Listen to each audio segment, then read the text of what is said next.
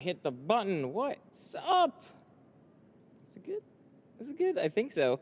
Welcome back. Today we have a Focus. This is the sedan version. So the back is obviously going to be different from the hatch because there's no hatch. All four doors, quarters, back glass. We're doing 20% carbon on the rear, 35 on the front doors. This is a repeat client from earlier in the week, which is super cool. We did, what car did we do? Oh my God, I forgot what it was off the top of my head. I'm checking. Now I feel like I'm obligated to check. The Fusion. We did the Fusion, and now we're doing a Focus. So this will be a really good, straightforward job here. My dad has that car, and I have to tint it tomorrow. Well, lucky for you. Oh, where's my... Oh, that's why. I need headphones. Oh, they're not even connected. Ha! They're connected to my phone.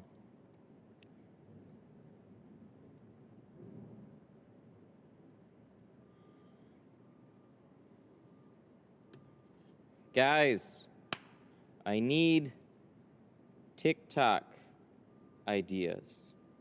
Hey, Matt. We'll go over that in a little bit. I want to do one off of this car because I need to keep this train going for a little bit. I'm thinking maybe a final reveal on the back glass with the squeegee. I think that could be good. I already tried. I was having issues with the front doors. So, the thing about the front doors is they're not hard to tint, but the paneling kind of gets in the way. So they're harder in a different way. So I guess that just means they're a little tricky. You need to... I'll show you when we go to do it. You need to be able to free up enough film to tuck it well past that paneling. I have a customer who I did 20% carbon all the way around. Now he wants the rears darker but won't pay for removal, but I don't like double layering film. That's a tricky situation. You know, the way I look at it with people that have already gotten their cars tinted from you is sometimes it's nice to just work with them a little bit more than somebody coming in and off the road. So charging a full removal, sometimes it's like they already spent money with you. They wanted it. They kind of want it darker. They're happy with the work. They're just like, So I'd either layer it and just take that, or I would just probably do some sort of free removal for it. I don't know. I know that's creating extra work, but you got to look at it like the people that actually came to you to get work done and already spent money, like they don't want to spend more money, but they're going to have to spend something to get it redone. So if they're spending whatever it is, full boat on the rear again, cut them a break on the removal or something.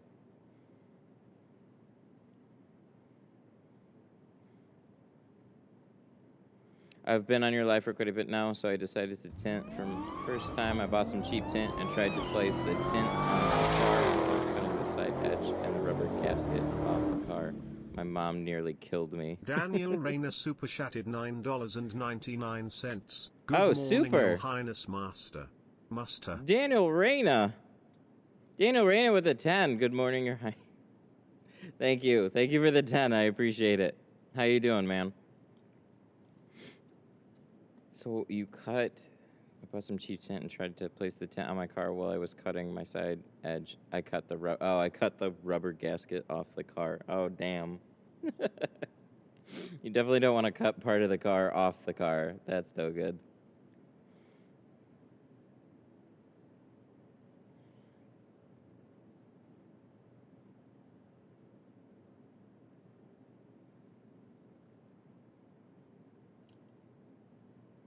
There's two hard parts, 120 over factory 20, so 4%. Now he wants 5% layered, plus he already did a nice carbon film.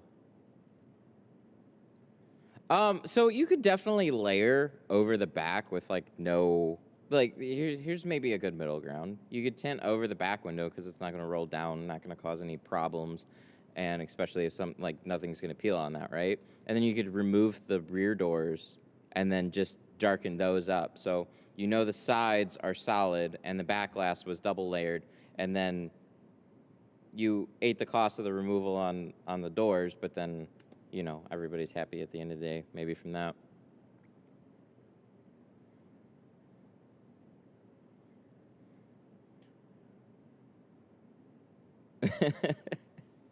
I get pissed and I didn't do it anymore, but I want to thank you for doing what you're doing. Hopefully one day I can avoid cutting that rubber gasket. Yeah, so when you're cutting on a car,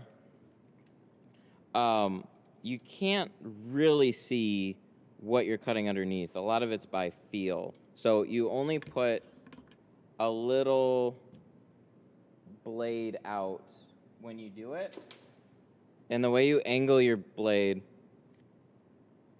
you kind of like edge into it and then angle your blade outwards and cut straight down. You just use it as a guide, but I've cut seals before. I know what that's like.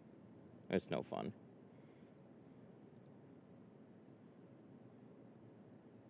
Removal will be fairly easy. It's only been on the vehicle for 3 weeks. Yeah, it would be much easier than doing something that's been baked on for years. But for most films, like if they've been on there for a week or they've been on there for like if you're using like a quality film, they're on there for a week. If they're on there for like 6 months, they're gonna really peel the same.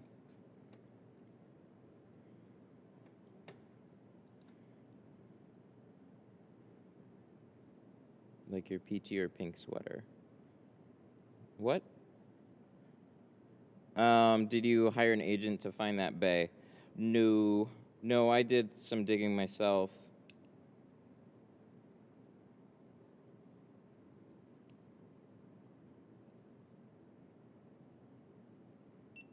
Boop, boop, boop. That's true. It hasn't been baked on for years. That is nice. All right. I like my peachy sweater.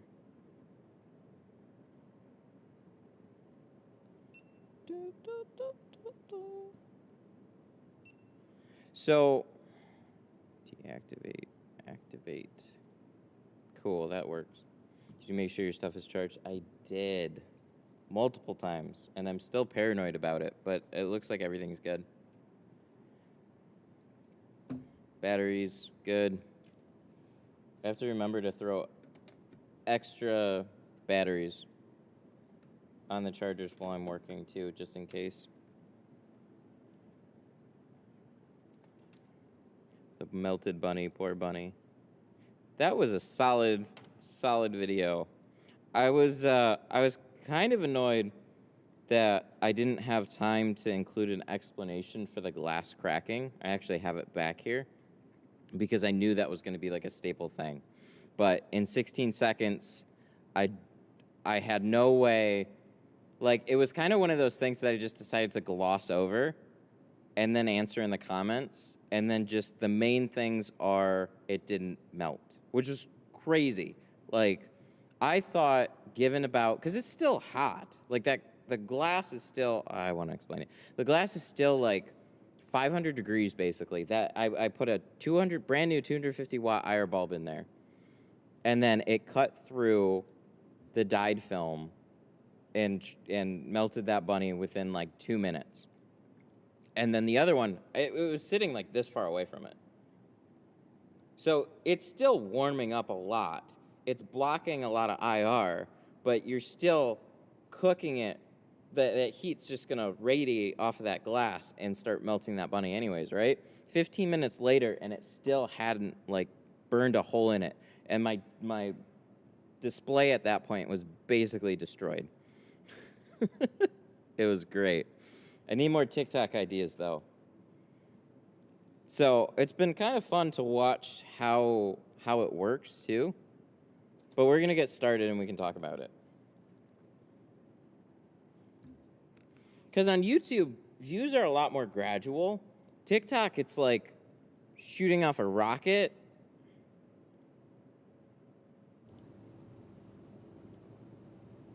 And cool. So, like, TikTok views are like this. They're like, and then they stop, and then they stop. So it's either getting like thousands and thousands of views, or it's not getting anything. And so it's had a bit of a second wind, but seems to have topped out about like 30,000 last I look at it. I'm still wondering if over the course of a week they show up multiple times. You killed the rabbit. What video is that? It's on the channel right now.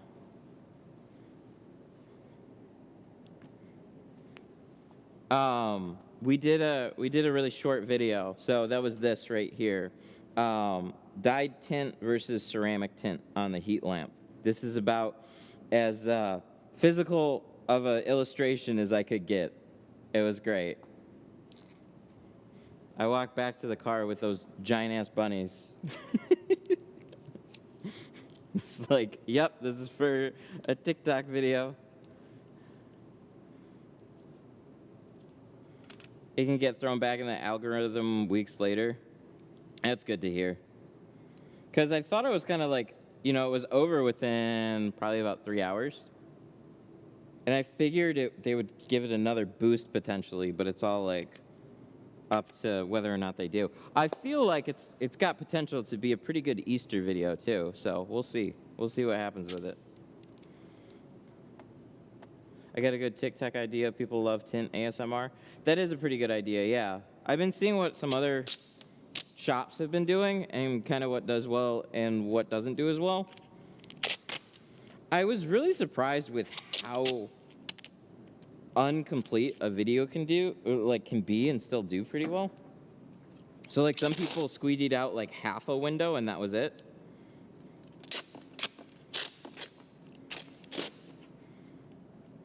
Somebody cut literally like they were doing a frameless window. They cut the side and the top and they didn't even finish cutting out the window, and then that was like the whole video. I was like, oh, okay. Well, that's kind of cool.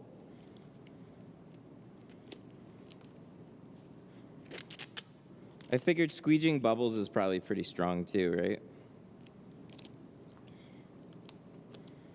I just want to get to 1,000 and then I can go live. That's my goal.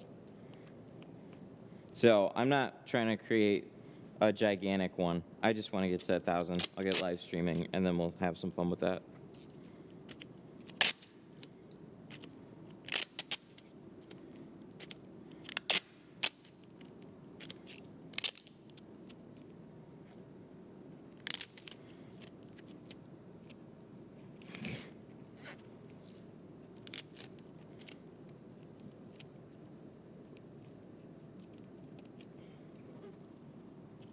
What was that?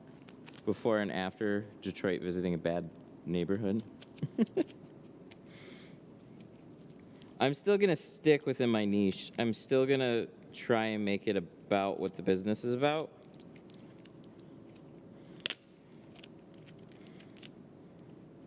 Although I can make if I was still at some other shops, we had all sorts of weird cars roll in from time to time with like, so you could play off of that. Here we don't typically have anything like super beat up or very Detroitish. Supposedly shares on TikTok benefit your push rate more than likes. I agree with that. It definitely seems like somebody would share it and then it would get some sort of a surge.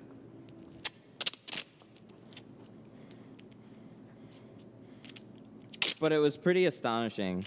But that's a good way to look at it. So one of the things I really liked about that video that I made was we're almost over. I think we're almost over. Was like, it's not just for me. It's for any shop that installs ceramic. So like it's just a good illustration. So that also potentially makes it shareable for other shops that are just like, yeah, see the difference between this one and this one? The only part I hated in that illustration, again, was the glass cracking under the extreme heat and not having time to explain it. So then people are like, oh, I'll take the one that doesn't crack the glass. And it's like, wait. That's not it, but I know how this works. There's too much explaining at this point involved. Like, I'd have to redo the whole video.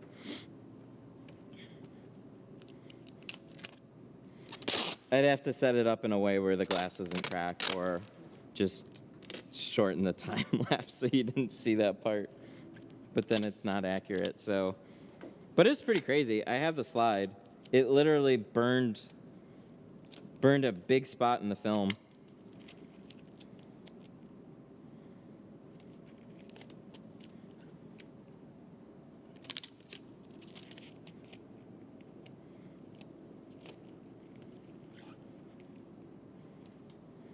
Super.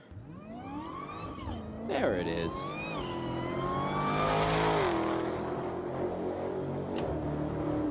Canon. RGC super chatted $5. No.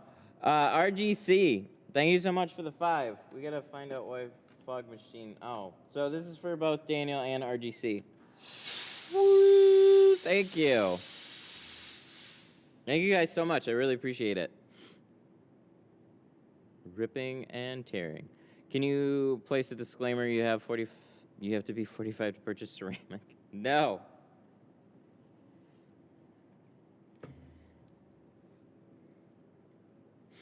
That's ridiculous. All right. So, I don't know. What is the idea for today? I mean, we obviously got to tint this. And we're going to do this in carbon. I was just trying to think of something that's kind of easy to make alongside what we're doing. So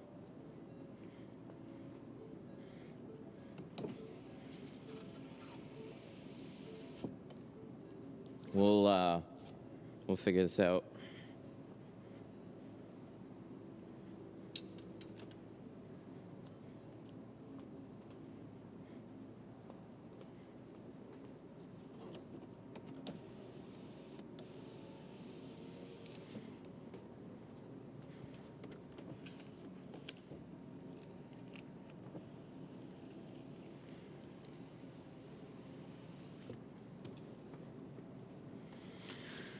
A little dusty. Let's get this thing cleaned off. This is a good blade. I think this is a good blade.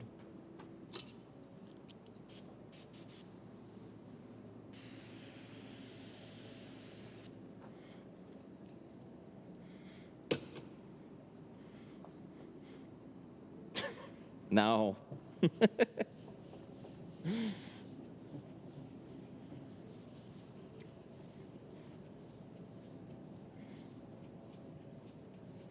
No, we gotta stick to the long, brutal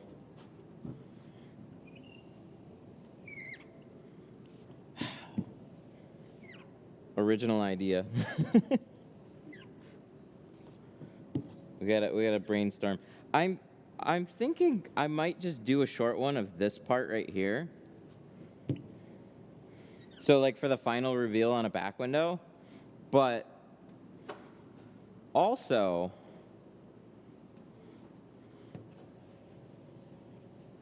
people like seeing windows get squeegeed.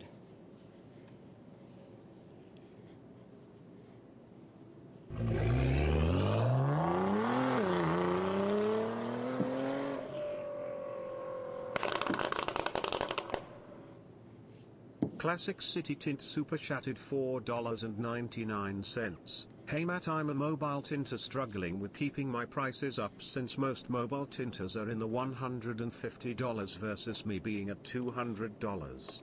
I use quality film. Classic City Tint with a 5. Thank you. Hey, Matt, I'm a mobile tinter struggling with keeping my prices up since most mobile tinters are in the 150, me being 200. I use quality film. Ooh, see, that's a hard one. I mean, that goes with any business, really, because there's always price competition. I mean, I'd never like to try and focus on my competitors. Always try and wow the people that you're tinting for.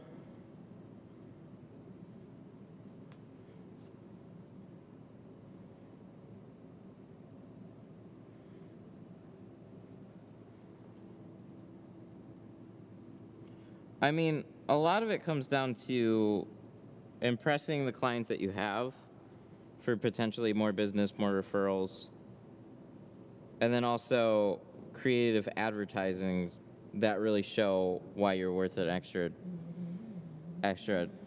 amount. But I don't really even think that that's far off. 150 versus 200.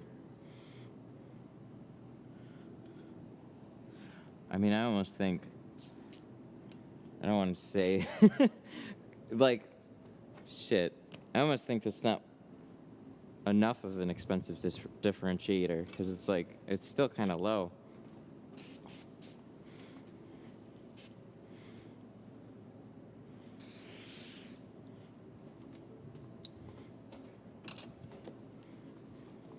How long have you been in business for? So, really, one of the best ways to get better clients is to be a resource of some type. So, like, don't just advertise mobile tinting, but also have a lot of tint information on your site. So when people are learning about film and stuff, they're coming to you because you're popping up in search. What you want to try and focus on, and this is what's really hard about mobile, sometimes without a physical location, is you need to be able to show up when they're looking for window tint. So if you're getting a lot of cold calls about price, they're generally just searching on maps or something, and they're not really interested in any one particular place. So this goes with shops, mobile, or any business, really. I think a big part of it is about where those leads are even coming from in the first place. Because it's really hard over the phone to justify your prices, because they're mostly shopping around for, if they're just cold calling you, they're mostly shopping around for just convenience and price. You need to reorganize some of the ways they are finding you to be a little bit more informative or something. Thank you for the 5.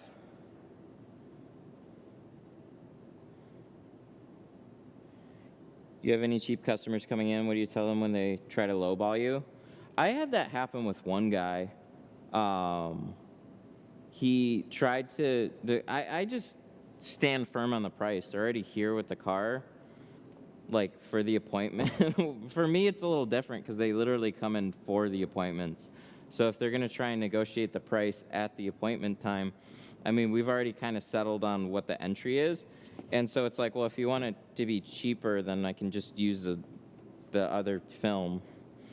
But I had one guy with like a Mercedes, another guy with a Cadillac. He was doing, I think, like front doors and like full windshield or something. And I mean, I just hold firm on the price. It's like, look, I'm sorry, my prices are my prices. I've already charged other people these prices. So I don't want to devalue their experience either. It's just, this is what it costs. I'm really not afraid to have somebody walk out and go somewhere else. And when I quote people, sometimes they do. But eventually, you work up a good client base. I'll pay more based off of reviews in Google. If the owner responds back with problems, I'll definitely pay $225 and more. Some people are cheap but act like a barbershop. My cuts are $100. What if they had 3 cars? If you want to do a bundle deal, the way some people do it is on the third one, they'll give some type of a discount. I mean, again, more often than not, a good client isn't looking to beat you up on price or get a deal. They just like, oh, he does really good work and I really appreciate it, so this is what it costs to get it done.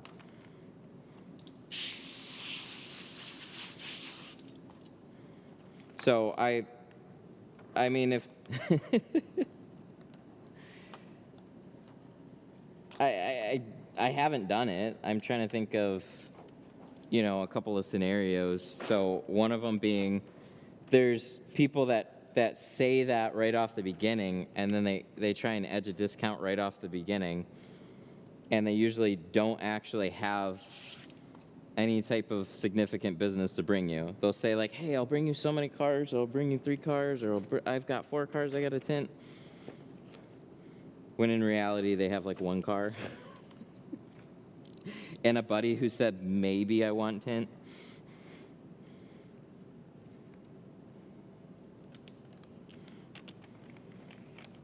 So if you want to do something like that, I know what somebody did, or what a couple of shops do is the first one, the second one, they'll charge normal price, and then they'll give a break on the third cars, because that actually proves that they had 3.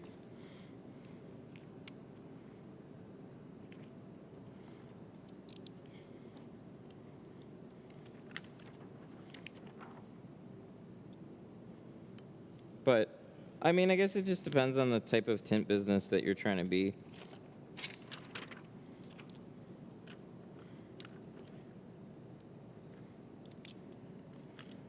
I'm not trying to bring in every car off the road. I want to spend time on the cars that find this place, and then just do an extra good job at that. Oh, son of a bitch. As we literally just scratched that one. There's something there. Dang it. So, I do my double cutting patterns backwards, so there's a little bit more risk. So the liner is facing, like, both liners are facing inwards. So when I squeegee over the outside, there's potential for a scratch, and that's exactly what happened there. That's no good. So this pattern is no good.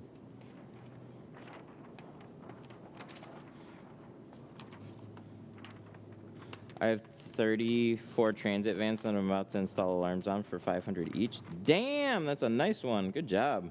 Dude didn't even ask for a fleet deal. We offered it to him. That's awesome, man.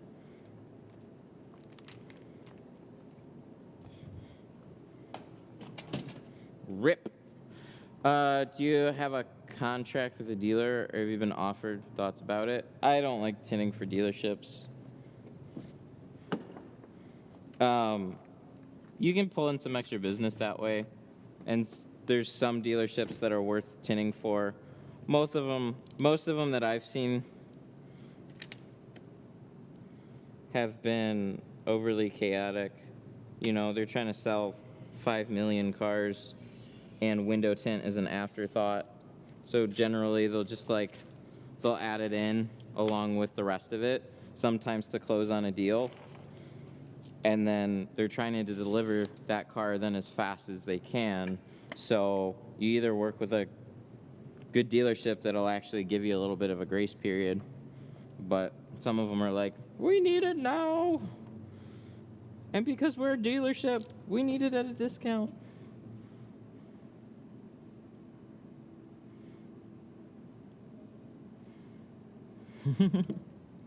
I just saw the bunny TikTok. Those are the types of ones. Like, any way that you can highlight ceramic tint, I think, is a really cool thing to do. I mean, any window tint for that matter, but when you can show a stark difference like that, no, this is the difference, and it's like, oh.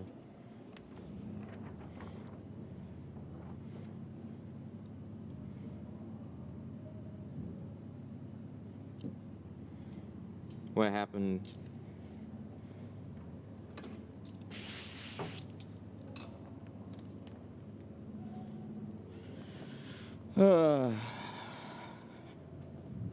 Did you eat the bunny? Okay. So, a brief explanation on what happened and why it cracked. So this is the piece. 20% ceramic. You see, that's what you had a hard time seeing. See that burn spot right there? So those bulbs get upwards of 500 degrees and there's no airflow. So it's literally just an oven. That light is sitting on. These heat lamp demos are meant to stay on for like 5 to 10 seconds. It's actually got a 2-minute timer on it, and I rewired it. There was like a relay in there, so I just connected the wires directly to the bulb. So I could leave it on there for 15 minutes. It's like a safety feature so you don't burn down your shop by accidentally leaving it plugged in or on, which I have kind of seen that before, where it was left on and burned a hole through a countertop on some of the older ones. So that glass got so hot, and the IR absorbs 95% of that heat, 85, 75, whatever ceramic that you're using, it absorbs it. That's how ceramic works. So it's just absorbing it all, and it's got nowhere to go other than gently radiate off of the glass. So when you put ceramic on your car, one, if your car heated up to 500 degrees, your whole interior would probably start to melt. And two, there's ambient air flow going over your car. So while it's sitting there in a parking lot, it's typically not, like, you might not have a lot of airflow going on there, so your car can still heat up. But as you're driving around, there's so much airflow going over all your windows. That helps dissipate that heat. So there's two ways to take care of the heat. You either absorb it and have it radiate off of the car, or you reflect it away. And so mirror films aren't really much of a thing, so you have to absorb it.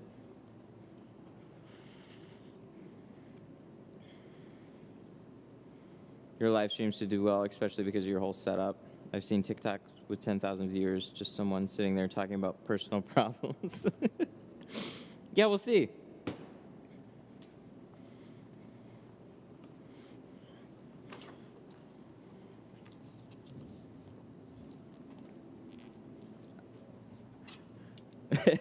I don't like that one. I don't like that one where the glass cracked. I'd like the other one, please. Yeah, I don't blame you. Your glass isn't going to crack from it, but I wish I had a better way of explaining that in the video. So the other lamp was also not on for 15 minutes, but that glass is not going to absorb it. So it's a heat shield. The heat's got to do something. Oh, God. You guys want to see me try and cut out film like a noob? Let me do it on the driver's car with a slippery roll of film.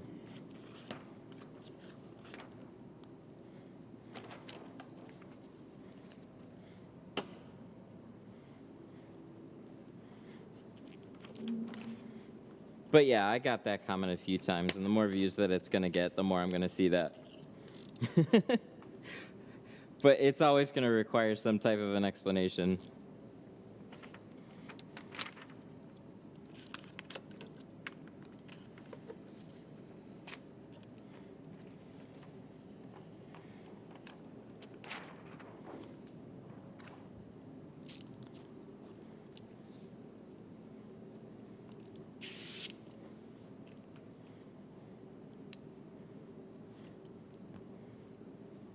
So I have 2 tool carts. Yeah, that one's a U.S. General from Harbor Freight. That one's a collapsible cart from Beta. This little collapsible cart was like $500. That one over there was like, I don't know, a couple $100.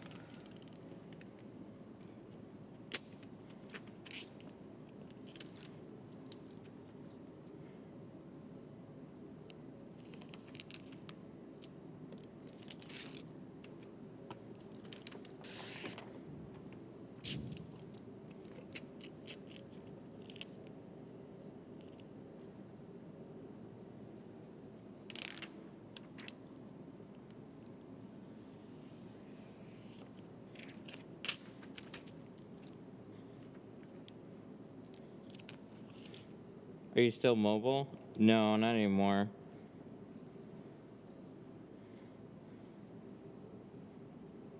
I got so tired of mobile. I didn't want to shop, but I definitely wanted like a place that I could go to and have a car and do videos and stuff. But turns out I actually have to have my own place to do all that. I got real tired of mobile though. When you're working with the right companies, it's enjoyable. You'll always have those frustrating days.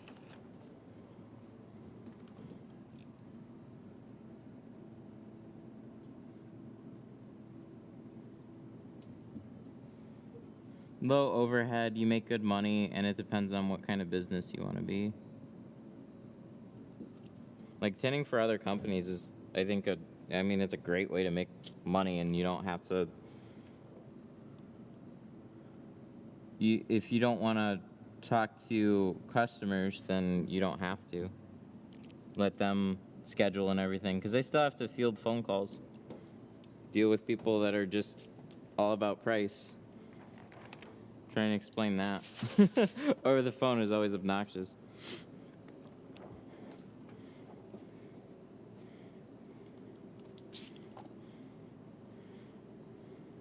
Perfect tint is subjective. Yeah, 100%. I've seen terrible jobs that people absolutely love because they just don't see those imperfections. They're just like, oh yeah, my car looks great.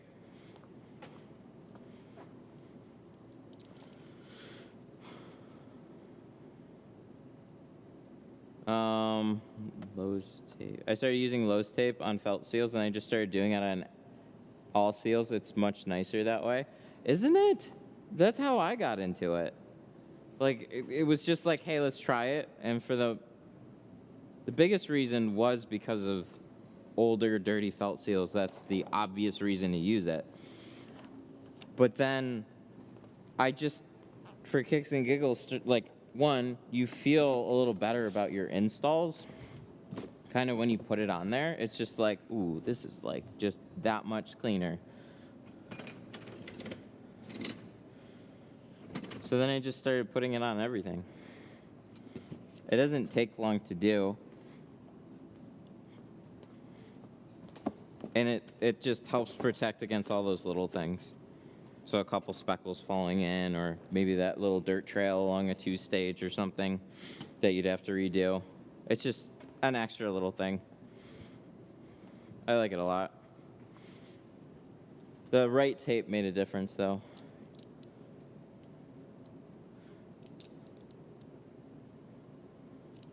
Tinting got me through college. I'm going into a different industry. Now I'm going to another industry now that I'm graduating. Oh, congrats, man. That's cool.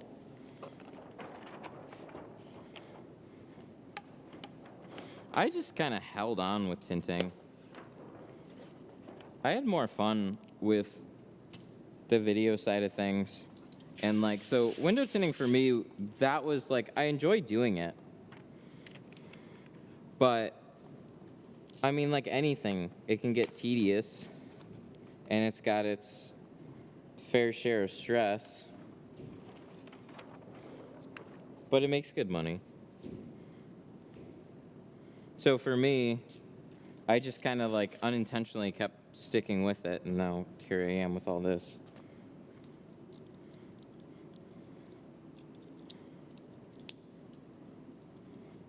But I obviously enjoy it to some extent, or else I wouldn't do it.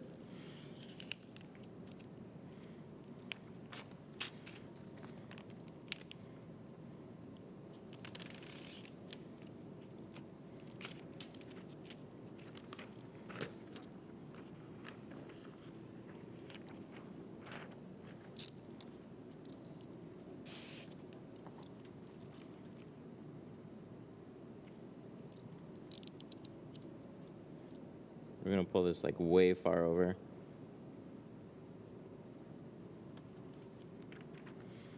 This one shifts quite a bit, actually.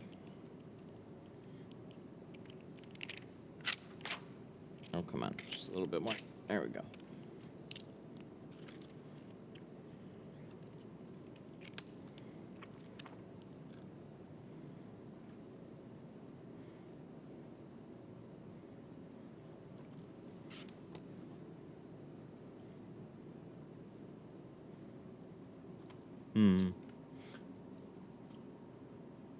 I'm still having trouble with speckles around my top edge, trying to find ways and idea how to prevent them.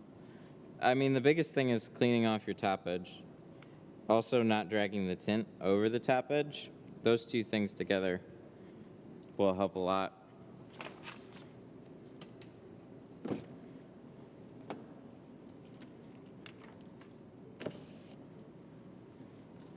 I never thought to wipe off a top edge. I mean, I'm assuming at this point you are, but I never thought to wipe off the top edge. And really thought it mattered, and then I started doing it, and I was just like, oh, there's all kinds of crap up there.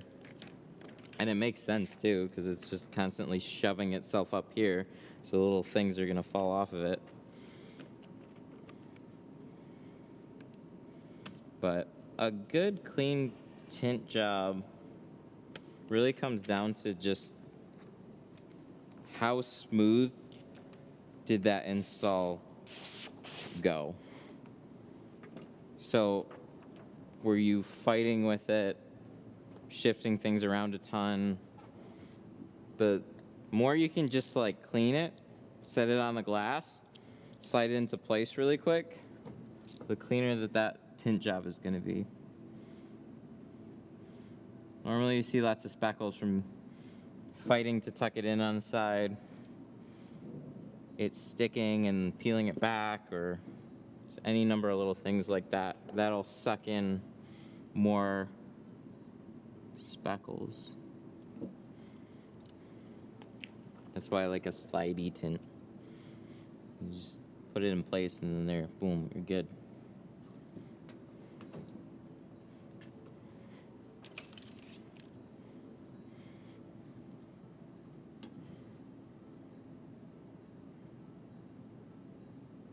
Distilled water.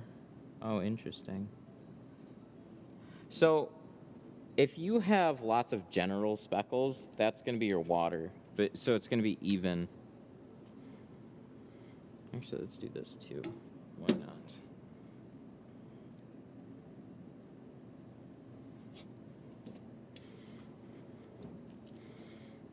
If you have speckles around a concentrated area, that's usually telling you that that is a problem area for your install. There's all patterns.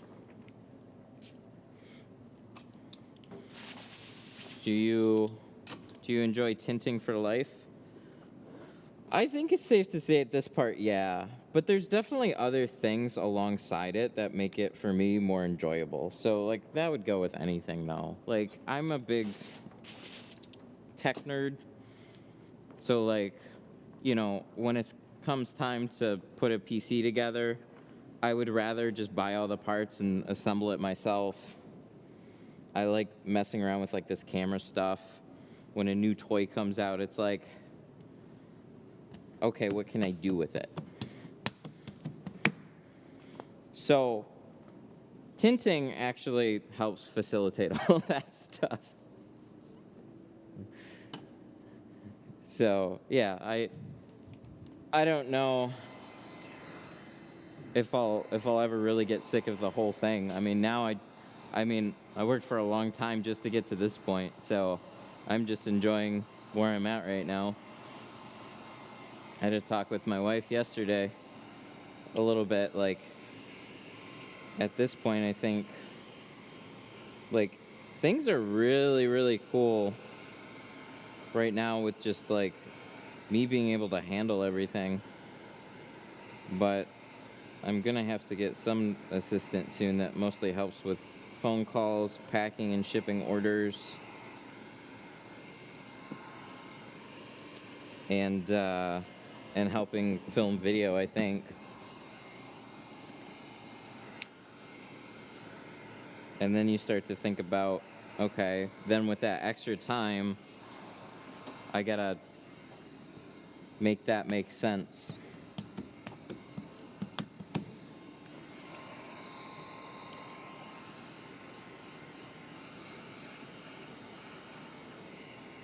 I was gonna buy a tint keg, 500 Canadian shipped to my door. Ooh, yeah, that is expensive.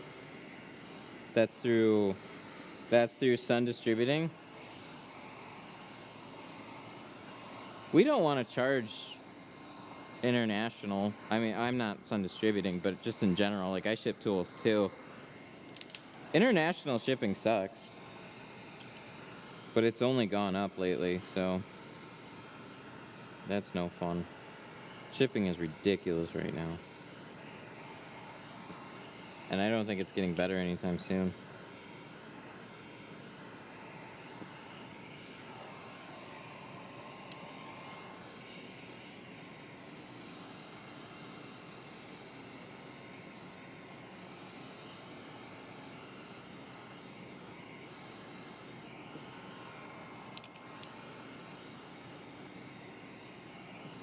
So what you can do is you can look for like self-brew kegs. You might be able to find something that's already there, and then just kind of assemble it, everything yourself. Save you some money on all that.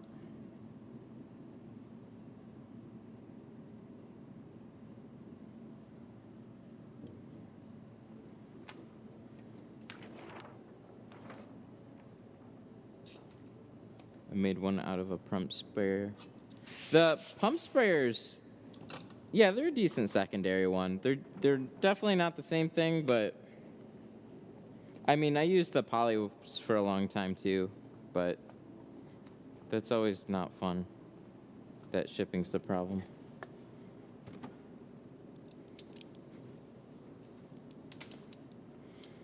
You can make it for $140 shipped on Amazon. Yeah, there's some differences. There's going to be some differences, like for all the fittings. That's one thing that Tint Keg. That's one reason why they cost more. Is not just the wrap. They upgrade all the fittings on it, including the valve stem. One, they add the valve stem to it, so you actually have to drill a hole in the top, add a valve stem.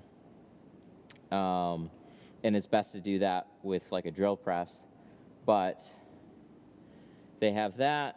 They beef up the pressure release, and they beef up all the O-rings on here. So they're really only rated. What?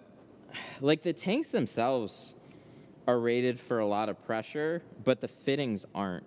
So all those things should be upgraded, and then you can put more pressure in it.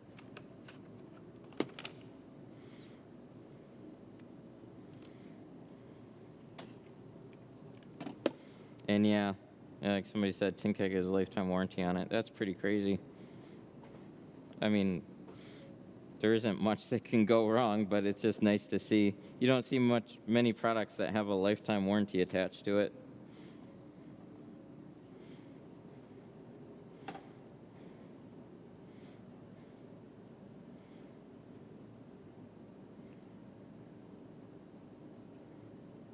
Got a Tint Keg, just loving it. Nice, that's cool. All right, so we need some plastic. We need a seat. And we'll go ahead and install the doors. So somebody at the beginning of the stream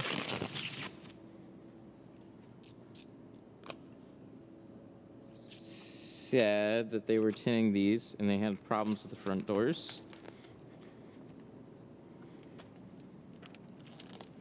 And I, from time to time, would also still have problems with the front doors.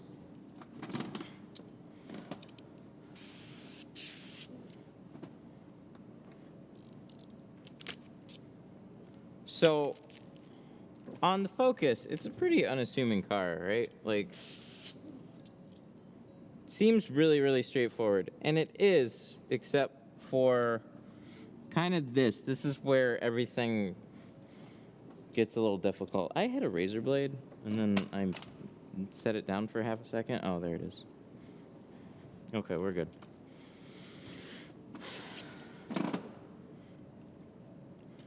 So on this back seal, they give you a lot of room here. Like, I can see probably about half an inch of seal. But then up here, they kind of round this off early. And then this part, you got to tuck in pretty far. It's not that it's tight up against the glass. It's just a lot of paneling kind of comes up in a weird way. They're not bad. But they are, I'd say, for front doors, a little on the annoying side. Especially because they raise this panel up here too. But there's definitely cars that do it a lot worse than this. But you're gonna have the same doors on the Focus sedan that you are for the Focus hatch. The main difference is just the back window. I mean, maybe there's a little shape difference, but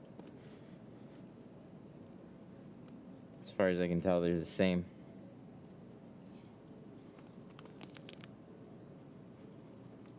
So, let's get all this cleaned off.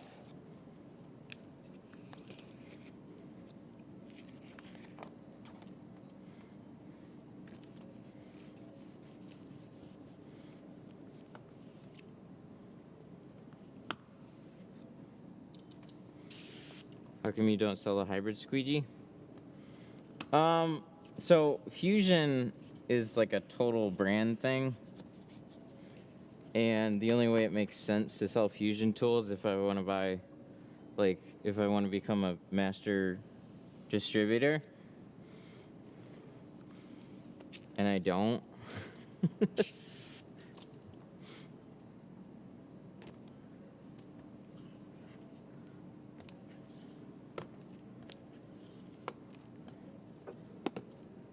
I hear it's upwards of 25,000 worth of Fusion tools to become a master distributor.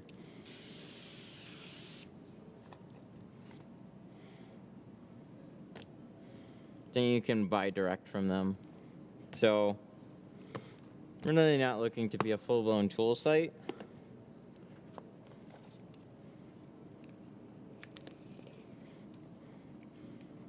So I let good companies like Tint Depot and Sun Distributing. They do all that.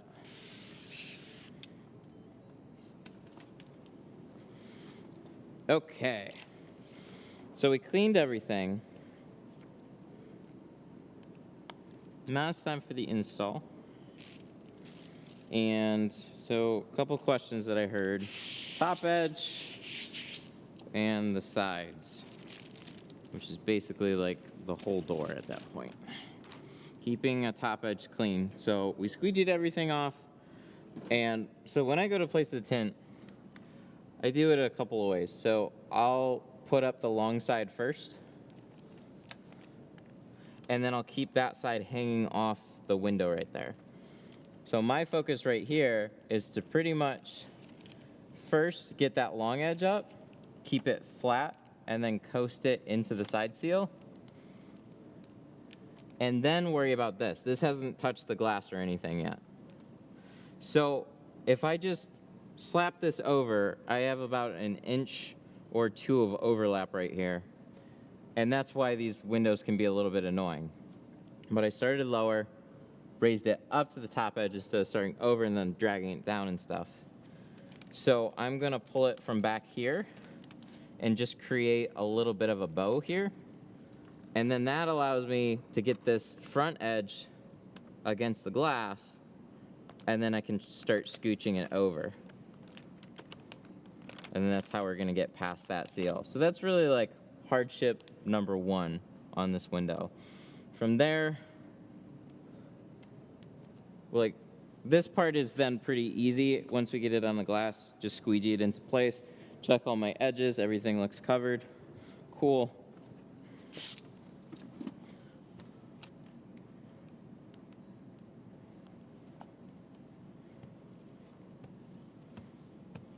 Squeegee it out.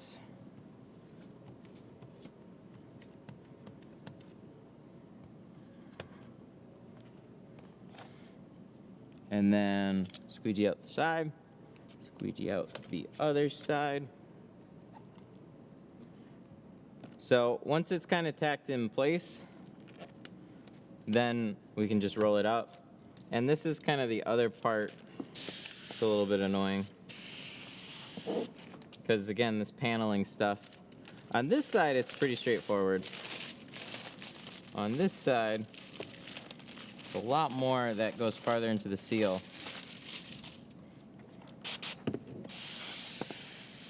So we pull the liner out, and then I'll pull it from like back here.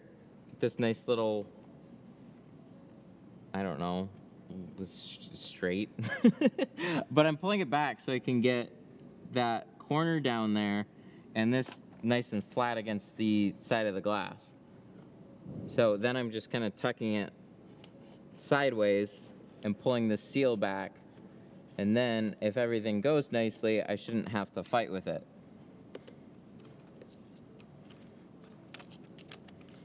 Same thing with this side, except this side's a lot more open than this corner down here. So, and then go into the liner, more in depth. All right, we'll do that on the next one.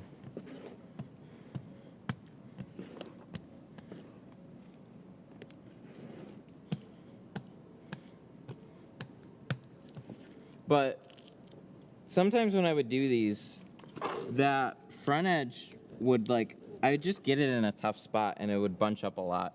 There's just a couple of nice spots to pull it from, so everything's smooth. Because sometimes I would get like a crease in this area, it would all bunch up together. But if you can pull them and get them to kind of like fold in the right spots, then everything should install pretty nice.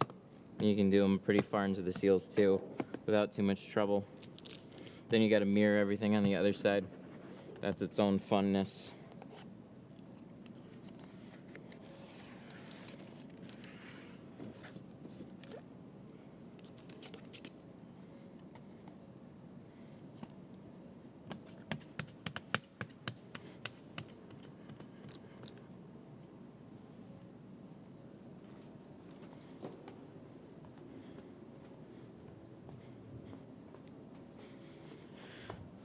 Remind him when he's about to do it. Yeah, that's the best. And usually like a little bit before, because there's always like a bit of a stream delay. So this little guy right here.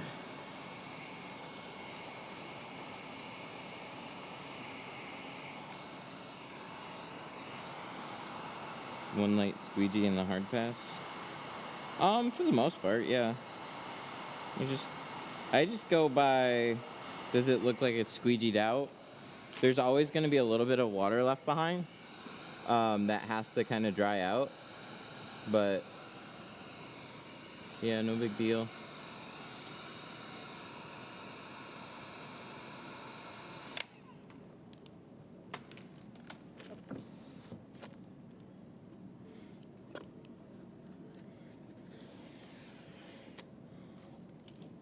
Because like,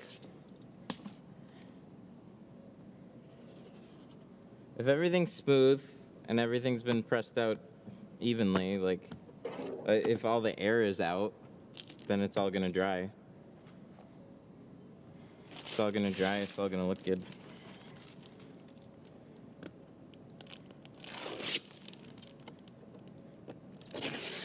Peel off our tape.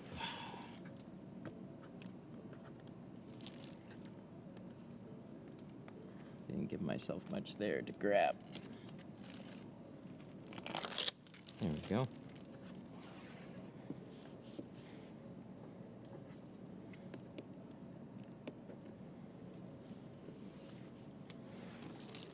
On to the next one.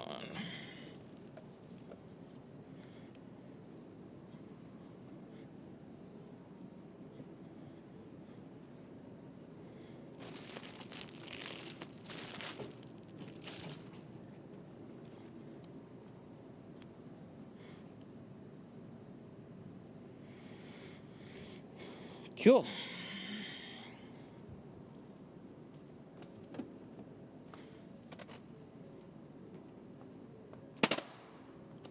Reverse rolled a fire windshield yesterday. Nice.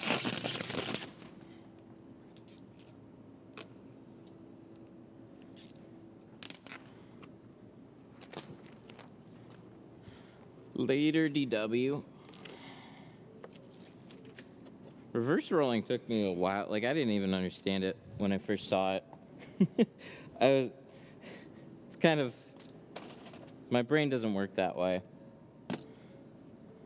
Like, you peel the liner, you set it all down, you roll it back up, and then when you go to unroll it, the liner is magically on the other side. That is something I never would have figured out.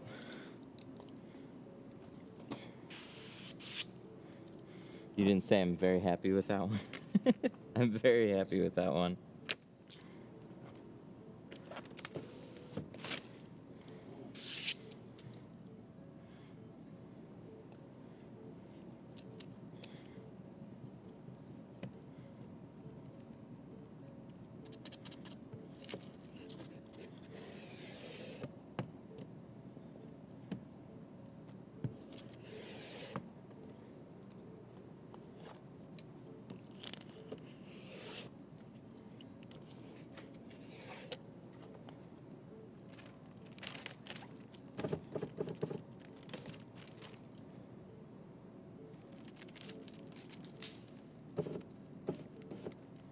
Do you think 5% is as bad as people say at night? It's totally subjective. Some people love it. Some people have a harder time seeing out of it. I mean, I think it's kind of just the type of person that you are. And how much you're trying to look out your windows. So it's just when you're in sketchy conditions, what happens is the light from the dash reflects off of the sides a lot. So that makes it even harder to see out of. So if you dim your whole interior, it's a little easier to see out of. If it's a little brighter outside, it's easier to see out of. But if you're going down a country road and, you know, there's no side lights or anything, and your dash lights are super bright, then you're going to have a hard time seeing out of it. Yeah.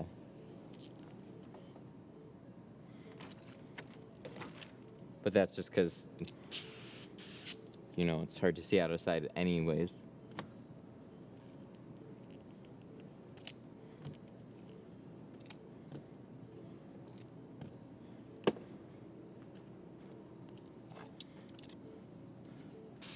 All right, we gotta go in depth. In depth about liners. Should wipe this off. There's probably some stuff on that.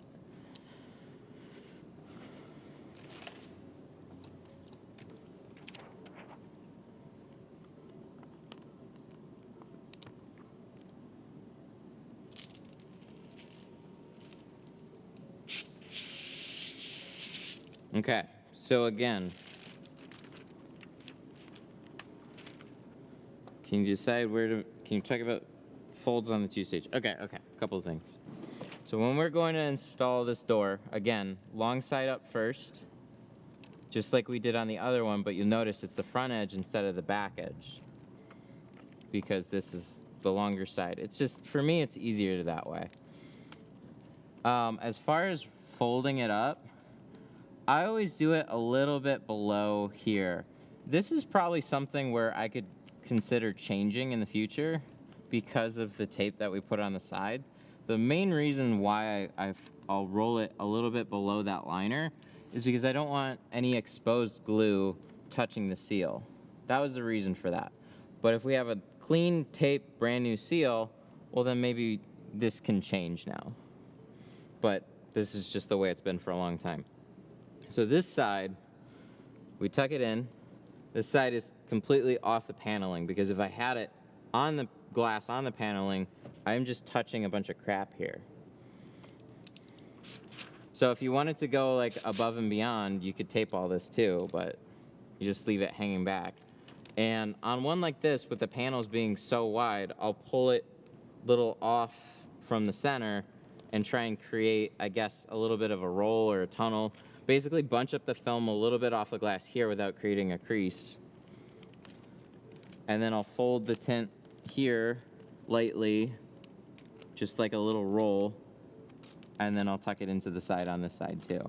And then when you pull it flat, all this stuff lays down, right? So now,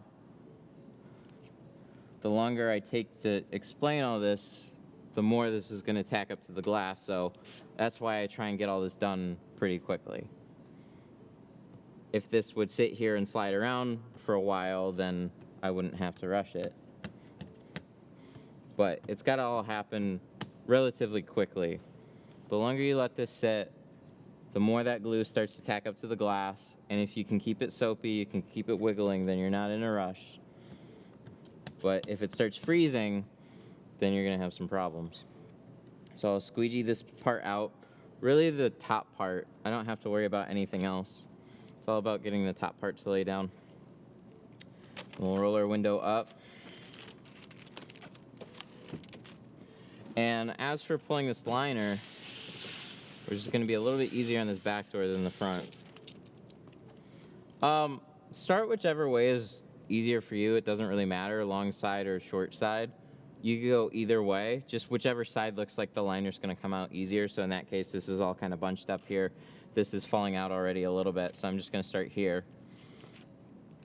Pull the liner, but hold the tint down. So everywhere I'm pulling, just draw a straight line to that, and then that's where you're holding down the tint. So as I'm pulling this liner out, just nice and gently, it's all getting bunched up, but I'm holding this tint against the glass still, and you can kind of see like this is where it's pulling off of, right? That's where I'm holding the film back down. And then when you get to a corner, like you pulled this side this way, try and pull that other side out in the opposite direction. That way you won't get anything bunched up, and everything will just come out. Give it a little rinse. And then remember on that front door where we kind of pulled it from here, get this little straight line, get it against the side, and then it's basically what's going on with every single window that you see on this channel. Just sometimes some seals will make it a little bit more difficult than others. So on this one, everything is kind of just easy to suck on the back. The back is way easier than the front, but that being said, if you do the front right, they're not too crazy either.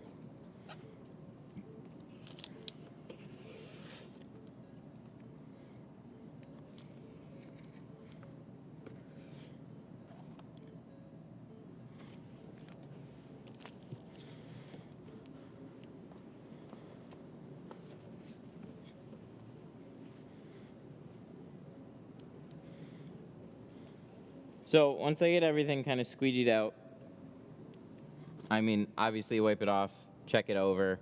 But I think the only thing I really glossed over is when I was squeegeeing this out at the end. I'll squeegee the bottom out everything's kind of squeegeed, but then I'll always do this one little like spritz, and then I'll just evenly go over from the top to the bottom just to make sure I didn't miss anything. And then when I look it over, I'm also looking for like small corner stuff that I may have missed, because when I sweep it on some doors, I'll miss like a little air bubble or something up towards the top or along the side or something. It just didn't quite get swept out.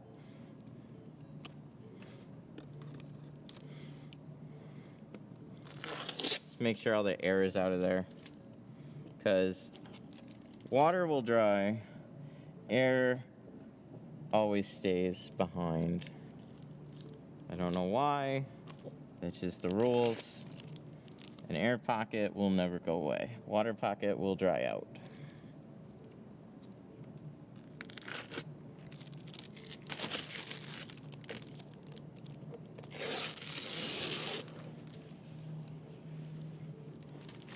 Cool.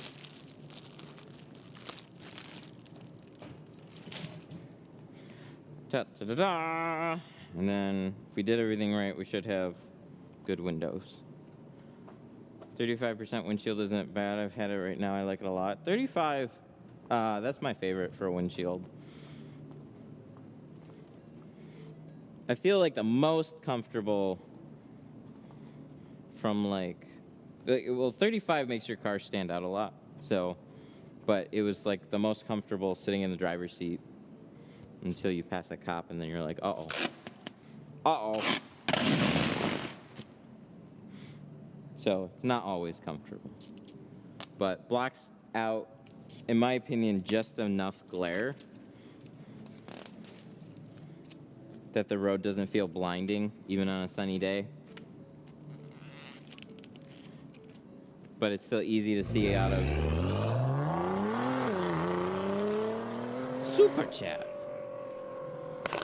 Super duper. Scarlet One super chatted $10. Thanks for the explanations. Learning so much from this channel. That's awesome, man. Thank you. Ask Garlic One. Super Garlic. Thank you for the super chat. Thank you for the 10. Glad the channel's helping. That's really nice to hear. Cops love my car. Yep, they pull you over because they want to look at it.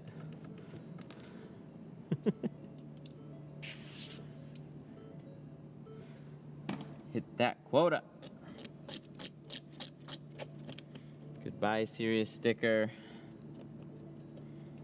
You know what's crazy is they never tuck serious stickers into the seals and they never peel.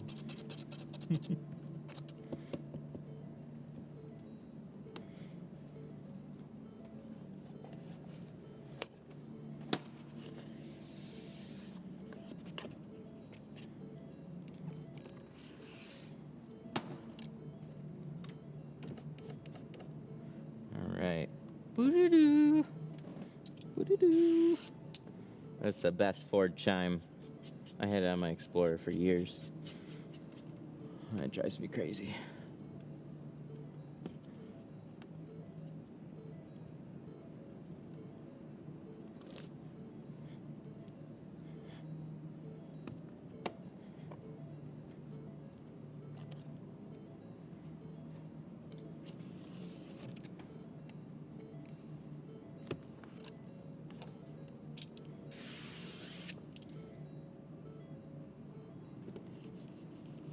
I think I hear music. That's different.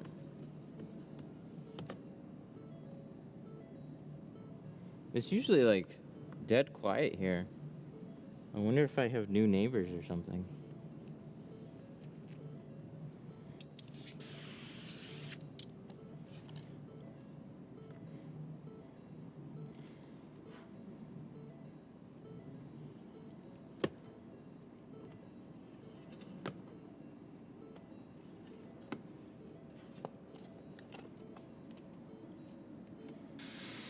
That would be a really big problem.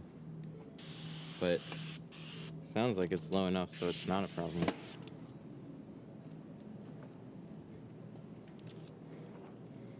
The hookah bar is expanding. God, I hope not.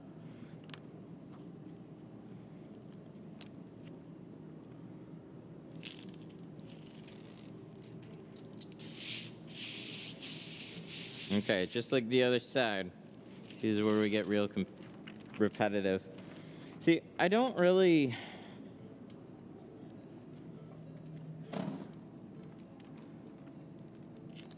always talk about every little thing. It's been a little bit since we've really gone through a door with a good explanation, but what I do is so much the same from one car to the next.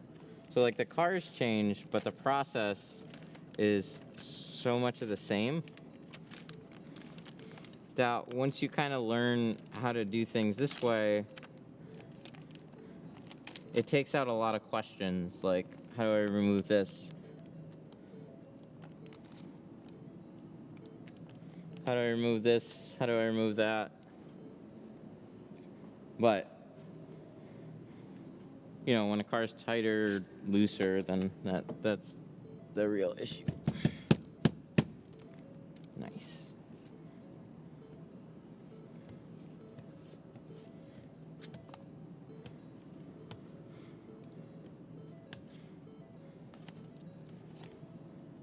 No, not this one. I need this one. I'm gonna change this one. So I'm distributing. The hookah bars expand. Oh, they're the ones that said that.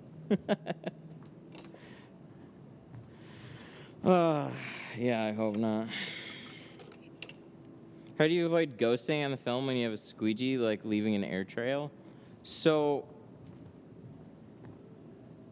ghosting is really about heat. It's kind of like another problem, but so an air trail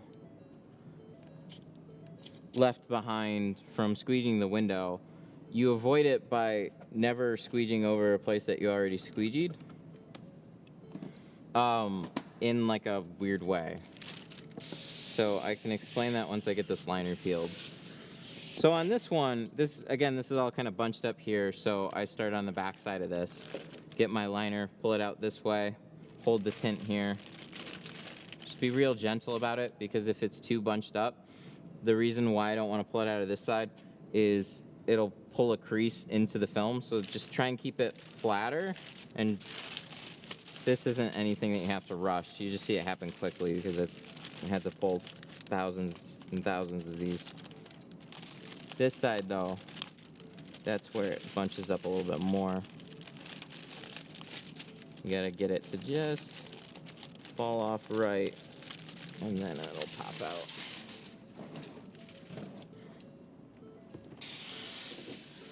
Just tinted my 98 Crown Vic. Nice. I'm glad it was you and not me. I still don't want to do a Crown Vic. I'll do them, but I'm always happy when I don't have those on my schedule. So again, I'll tuck that in flat. I think it's a little tight in there.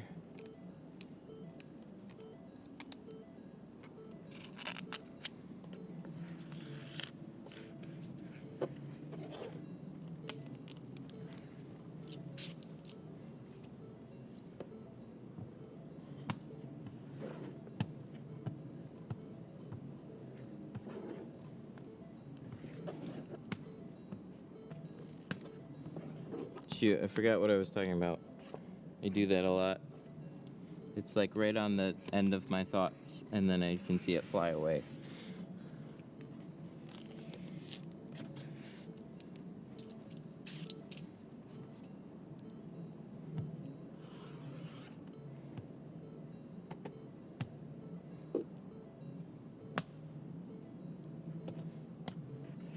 Ew, they're like, I'm gonna have to pull out my headphone.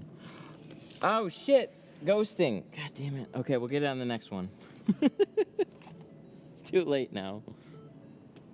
But we've talked about it a few times lately when it's come to windshields. I knew it was important.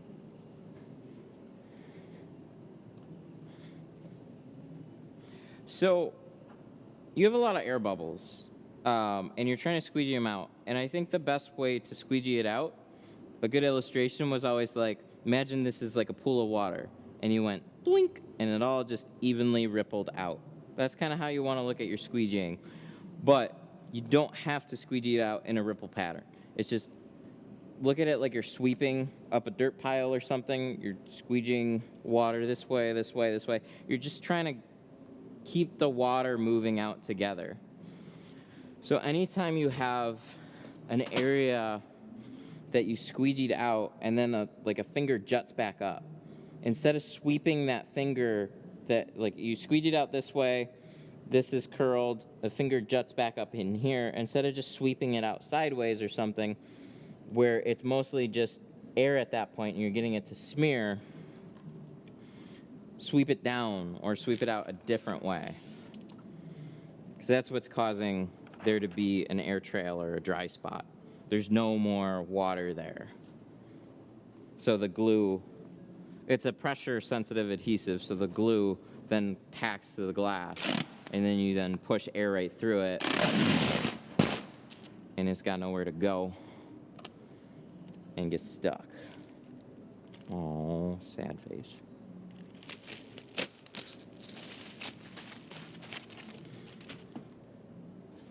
I don't want that fish anyway. Wow. I just hear like muffly radio right now. That's really annoying. God, I was just gonna say this unit's been great lately. But I didn't say it, and then that happened. I don't think you guys are gonna be able to hear it, but I wonder if I go to my main mic, it's like...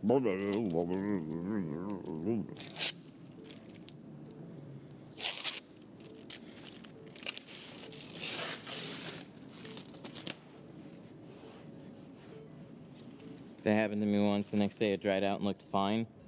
There's kind of like, there is some stuff that is a little on the in-between, but if it really is just air getting stuck, then it's not good.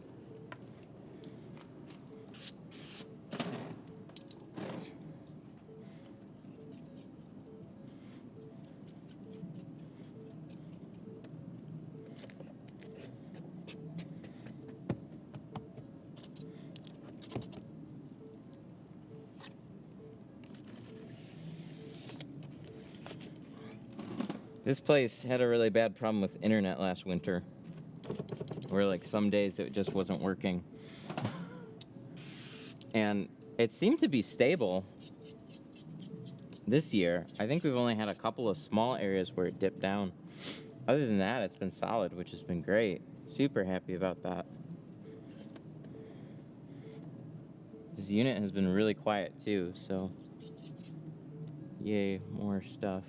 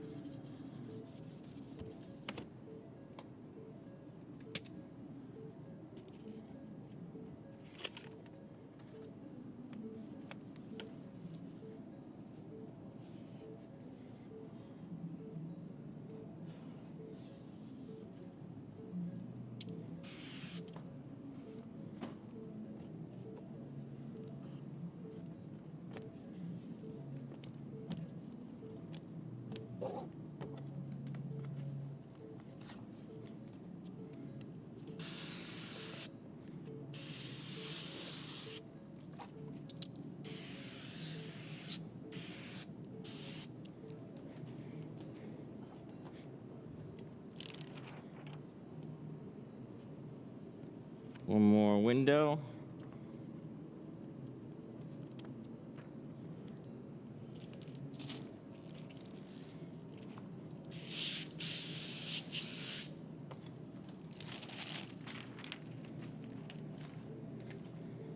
So, I guess in real time, I mean, you guys see real time a lot. But, so we roll it up, or we kind of fold it It's like folding, but you're not really putting a hard pinch on it or anything. You're just like rolling it up. Kind of like one of those Galaxy Fold ones where they're not really bending the screen. Ghosting. Oh yeah, we can talk about that a little bit. You're not really going to see any super duper great examples on this one, but so the general rule for squeegeeing, see, everything's kind of even right now, so you're mostly going to see it on like back glasses and windshields, but same rules apply to doors. So I went this way and this way, but it's completely fine to like squeegee back over an area that you squeegeed. Just the biggest thing is keeping an eye out for any weird air pockets and whatnot that might come back in here. So if I squeegee this way and I start here and then there's an air pocket here, I'm not then gonna start here and then scrape it all the way back through exactly where I squeegeed. I'm gonna try and get it out in the shortest distance possible, and that's over this way. So like, or straight up. So if I've done this, and I've got a couple here, well then I'm just gonna try and push them up. Roll the window up.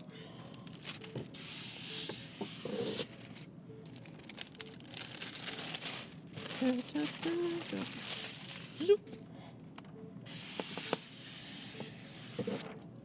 So then we get to this part. Really isn't much tucking there. Same for this side.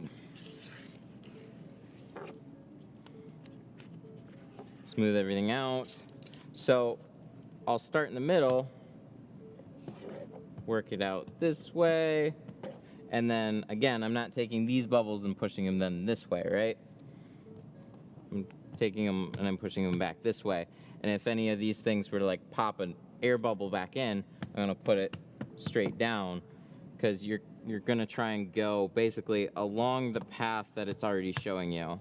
So rather than just scrape all that air this way, if it popped up and it was a finger like this, then I'm gonna take it and try and squeegee it back out the way that it came.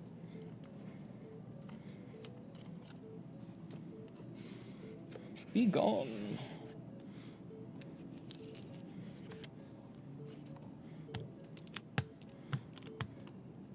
So depending on how cool your windows are and how much soap you've used and how quickly that tint then tacks up to your glass, it's nice to wipe everything off and check it right away, because the longer this has to sit here, if I miss something, it's gonna dry into the window. So if I had like a small air bubble or something that was right up here, I wanna address it right now versus coming back at the end of the job where it had much longer to dry and I potentially can't do much about it.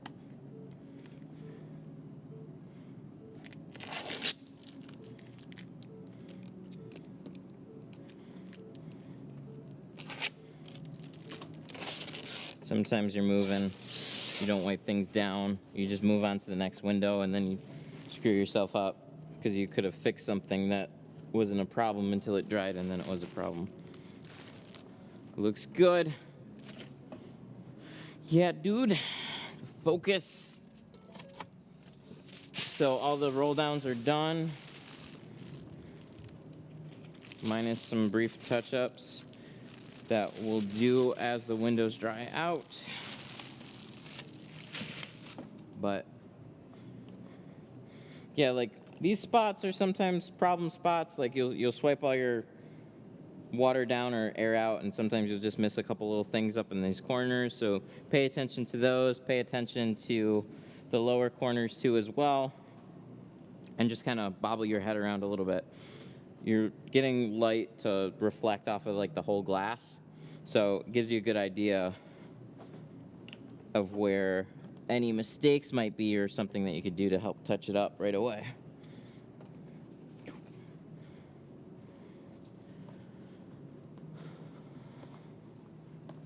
So this side's had a little bit longer to set. But we already went over it. Everything looks pretty good. Everything looks good. Good. The only things that I'll wait till like the very end to kind of touch up are like if there's like a little spot that comes out from a fold or something. Those things, you're going to take some heat and dry those because they're just going to let water sit there. So it's kind of the opposite. Let those sit and dry out a little bit more. Touch them up at the end. Okay, that's freaky.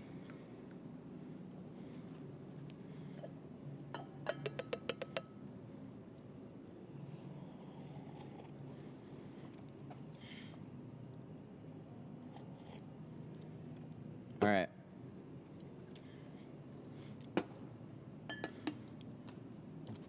So we're going to get to this back window in a minute. I want to take a brief intermission. Canon.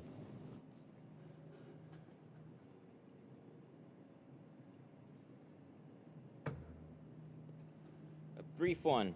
What time is it? 11, 12, 1. Wow. Time passes fast.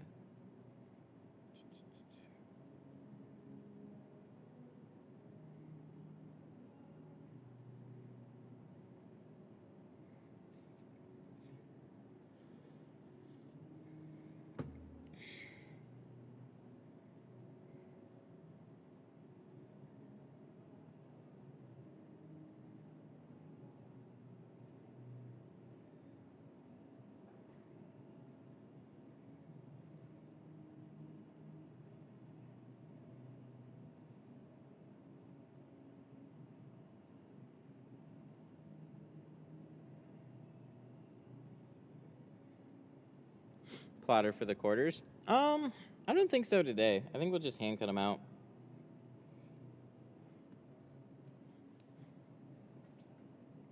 I was checking on some stuff. I'm wondering where I had to get back to a client really quick. Where's my... Ooh, it did 33. My bunny TikTok did 33,000 views so far. That's really cool. Why is this not working? Where's that air hole for this? It is not working right now. I gotta take this off.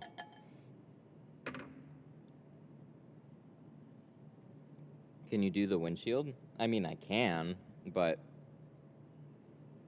it's not on the list of stuff that's getting done.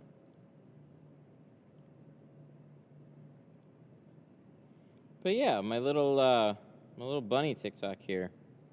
I put it on YouTube too. I'm curious. I've never done a short before on YouTube. I'm curious to see what it does.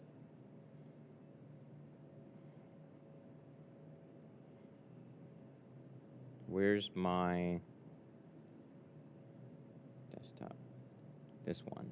Ceramic tint versus regular tint. No heat protection will literally melt your face off. 2 minutes and he's soup.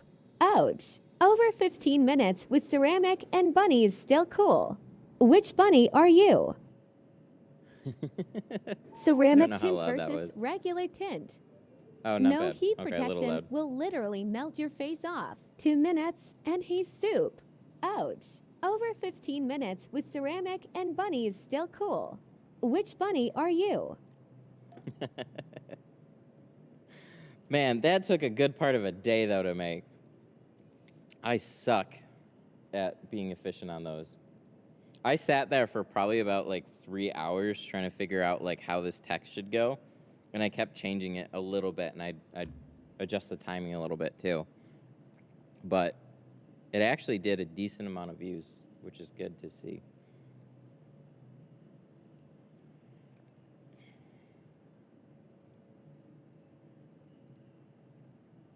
I shared that on our Insta, and it's blowing up. Did you really? I gotta see this. How does that work? Is that it rips the video? Because it posts it, it's got to post it native to your thing, right? What I really liked about it is that anybody could share it and like just give a clear illustration between the two. So that's really cool to hear, but I don't know how that works. I'm going to your Insta right now. We're gonna check.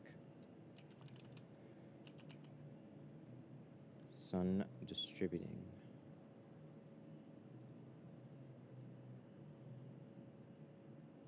Or is it on your Tint Squad one? Because it's not on the Sun distributing one.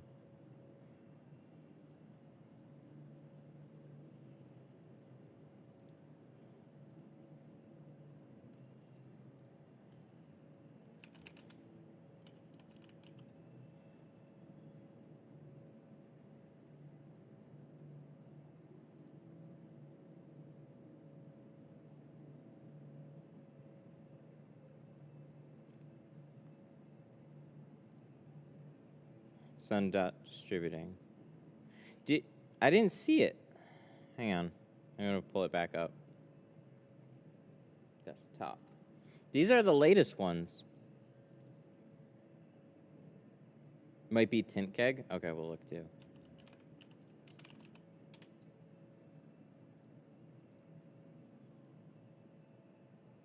No, it's not Tint Keg either. Or maybe it's under... No. Videos? No. Tint Keg, post, tagged. Huh. I don't know. That's weird. But that's cool. It got shared somewhere. It's blown up somehow. But yeah, I liked it because it was such a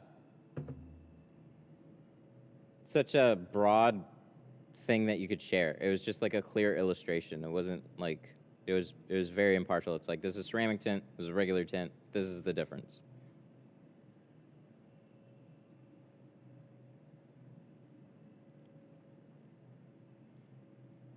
Maybe it was a story and now it's gone. Oh, okay. That could be. I don't know how sharing from one platform to another one works. I do know everybody's got the little TikTok tags that pop around your video. I was really annoyed with this. So I made it in TikTok and I wanted to download it so I could just post it natively to like other places. But the only way it saves it to your phone is if you post it. And then that gives you like the TikTok branded one. It's really smart for TikTok to do that. But I think that voice is awesome. That is one of those like super simple, easy things that video editing software like doesn't really give you the ability to do. Just like quick and easy captions that are actually like talking. Because if that wasn't there, that video wouldn't have even done like near the amount of views that it did, in my opinion. It just like helps explain it as you're watching it. It's great.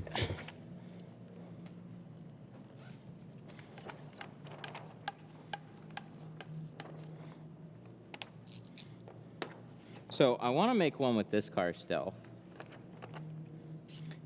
And I think it's going to be... I got to figure out how to set this up.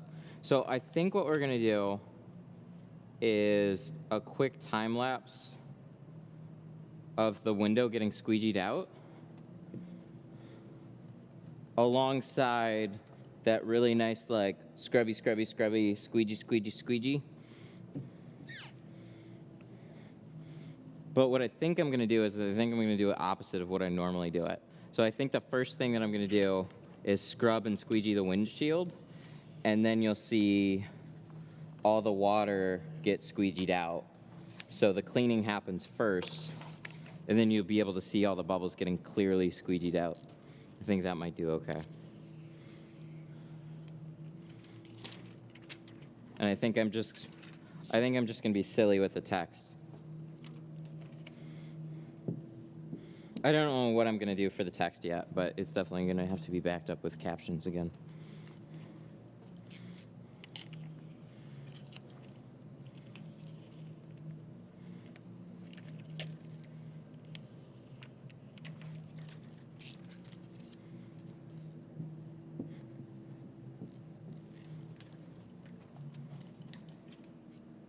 But I need to get to 1,000. If I can get to 1,000, then I get live streaming.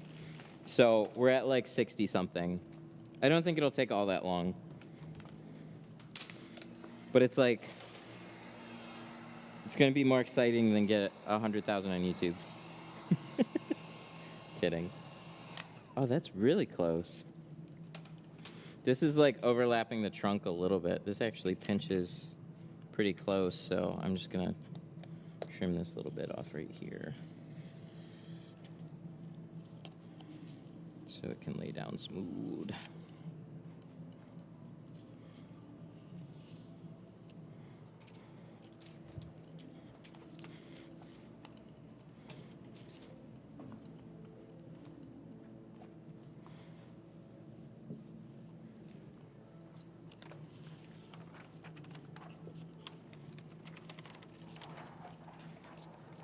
Dang, I got in late. Oh, horrible.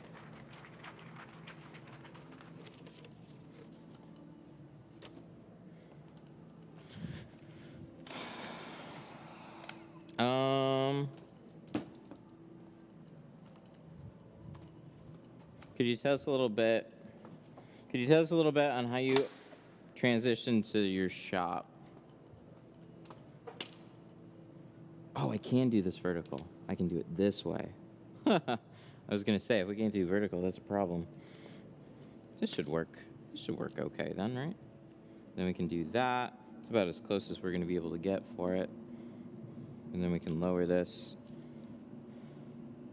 This should be pretty good.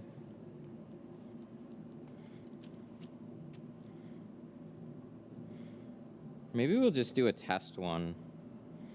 We'll just do like a couple recordings of the backlash getting shrunk anyways, and then maybe we'll post those in the Facebook. Okay, so yeah, for the shop, it was a scary transition for sure. I never really wanted a shop. I wanted like a workspace where I could focus on a car and live stream and like do video and stuff.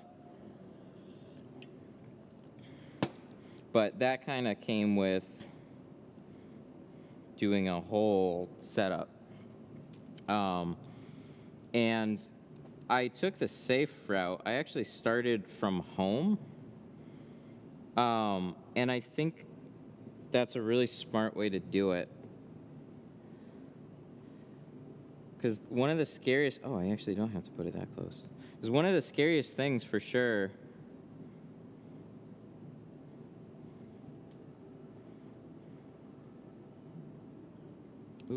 Ooh, I like that. That's better. One of the scariest things for sure is like taking that leap into a shop, and if you don't have clients, that's what's really going to sink your boat. So giving yourself a way to build up a client base is really, really helpful. All right, I want to see how this looks. So we'll just do a little recording of this while we're shrinking.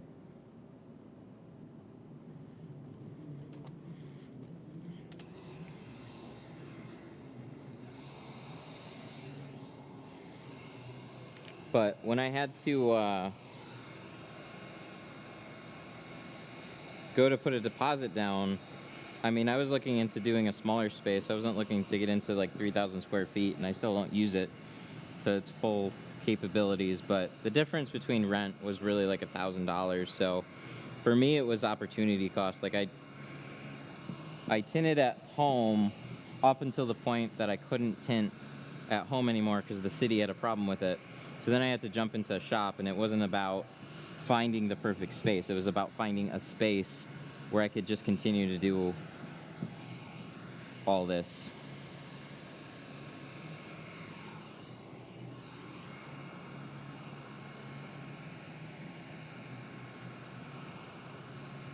So when I went to go leave the deposit, like, because it was 2 months security deposit and 1 month up front.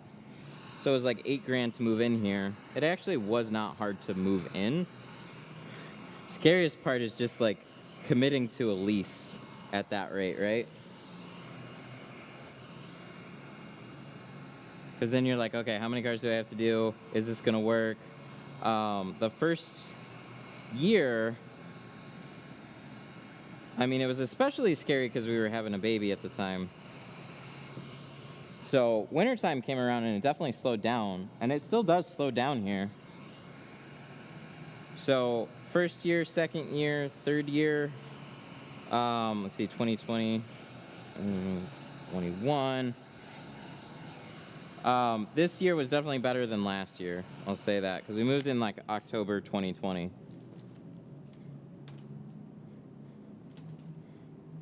Let's see, what does this look like?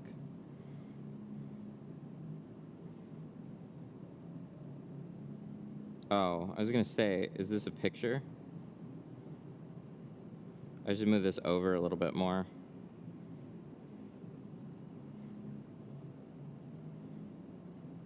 You don't need to see the side edge as much.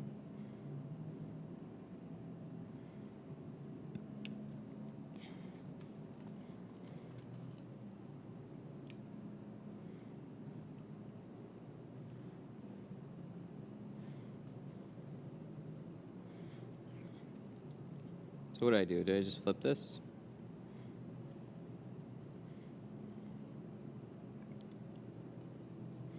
Can I buy film from you? We sell film off the site, yeah. So mytintstuff.com if you want to get GeoShield. Or you can order it through them direct. Or you can order Helios from Sun Distributing or Tint Depot film. I think that.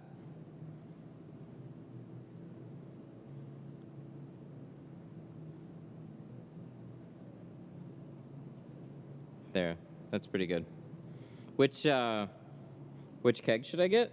Well, I'm super partial to Tint keg. There's a couple of there's like one major difference I think between the Hosezilla and the Tint keg. That's gonna be like the hose size. Tint keg uses 1/4 inch hose from I think that's right, 1/4 inch. It makes you you don't need a giant hose. So the Hosezilla ones are definitely wider. They're heavier. There's a lot of water weight there. So like these ones are pretty great. They upgrade all the fittings on these. So, better pressure release valve, better valve stem, all stainless steel and brass parts, lifetime warranty. You can get double dip tubes if you want, and then brass sprayers and stuff. I think this wrap though is the what pushes it over the edge for me. I love the design. I mean, that's no surprise there because we have the same graphic designer too. So my Detroit Tint Studio logo and stuff done by the same designer. Do you like Graphtec plotters? Yeah, Graphtec's awesome. All right, let's try this now. Ready? Something like that. Let's go. Stop shaking.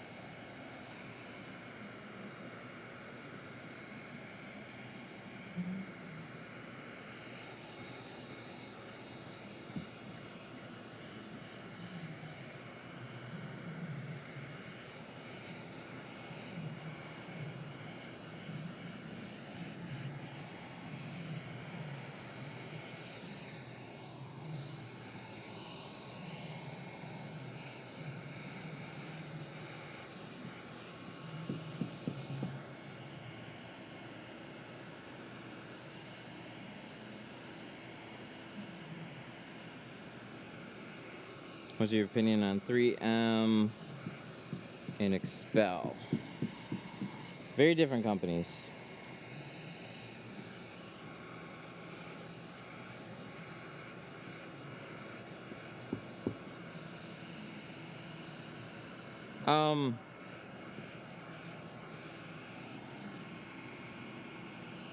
I'd probably...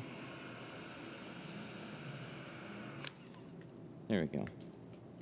Ta-da! To be honest, I'd probably take Expel over 3M if I was to choose between the two. But they're both like premium tier brands, and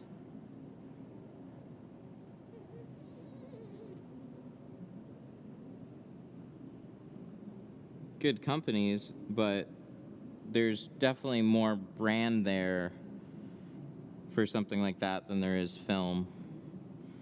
So like I get asked the most about Expel, Lumar, 3M, any of those companies, Suntech, because they just have a bigger presence. But as far as film qualities go, they're definitely not going to make or break your business. They're definitely, like, there's pros and cons to having them and being a part of their systems, for sure.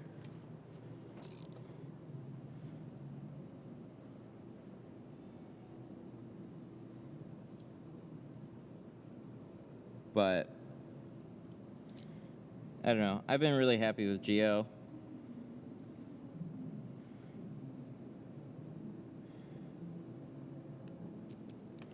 I think if there's like a strong reason to their company for why you'd want to carry their film, then I'd say go with that.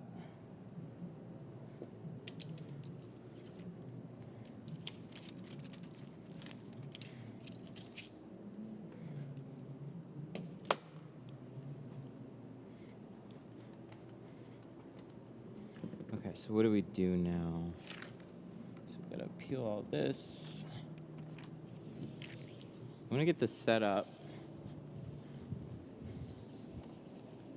for our video that we're gonna do.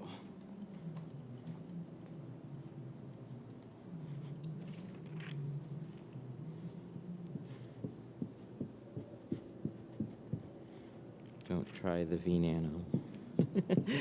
Last they told me they discontinued it anyways. It really wasn't a super big...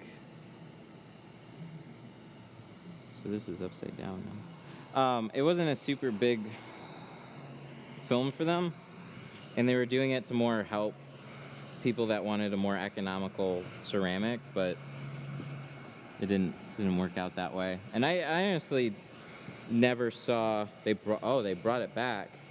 Damn. Okay. Well, I never really saw where it fit in.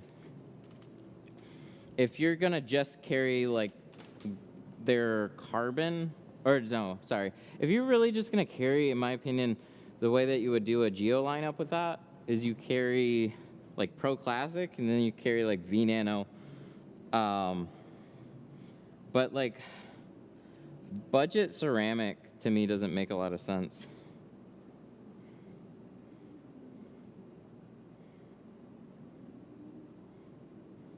Let's see. I want to see how this turned out. What? Okay, we squeegeed it down. Oh, there we go. Ew, my arm's in the way. That's annoying. You can kind of see it. Oh, no, that's a little better in the beginning. You can't see anything up there. God, I hate filming. Hate filming back windows. So many little things get in the way. That's why GoPros work so well.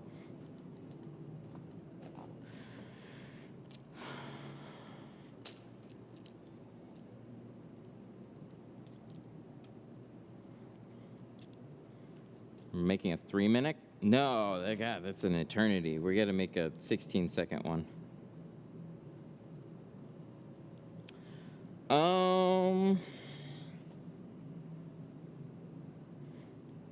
So I guess this will be easy though. We just got to get this at the right angle.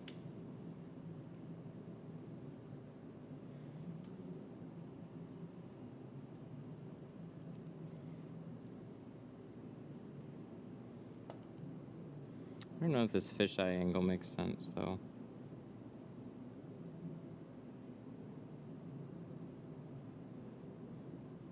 Do I have a thing? Melt your face too, electric boogaloo. Where is it? Oh, here it is. Let me see if I can use this. What time is it? 1:20. We're still doing good on time.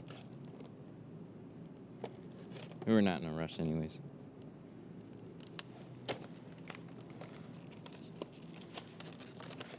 So what is super annoying about that whole original one, I turned on the heat lamp with this bulb right here, and this bulb still gets toasty, but it didn't get toasty enough. So like I stood there for probably about half an hour to an hour, and nothing was really melting. So then I had to go to Lowe's, and I got a 250 watt IR bulb. And then it wasn't turning on, and I was like super confused. I'm like, this should just turn on.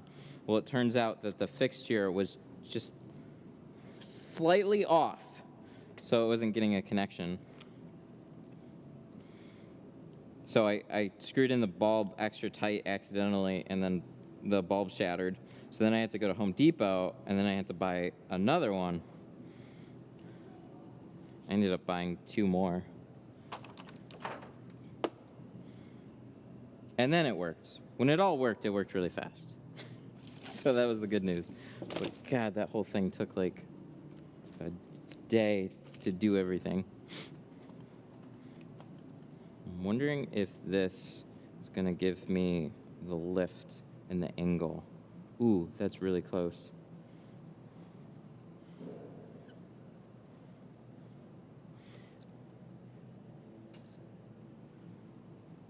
I had another heat box. Oh, the other thing about that whole heat lamp is that the Tint Depot one. So let me just show you guys. I'm not going to show you how I rewired it. This heat lamp is actually really smart. So when you turn this on, it'll stay on for a max of 2 minutes, and then it'll automatically shut off. There's a circuit board and a relay underneath it, so you can't just leave it on. I should do this the other way. What am I doing? So you can't just leave it on. This is smarter, doing it this way. So I had to open up the bottom and then just connect the wires directly to the thing, and then it worked. Oh, this is actually scary because I'm gonna get in and then this is gonna wiggle. We can't do it this way. I just realized that. In a perfect world, this would be fine. Oh, that's so much better too. It's just that much closer.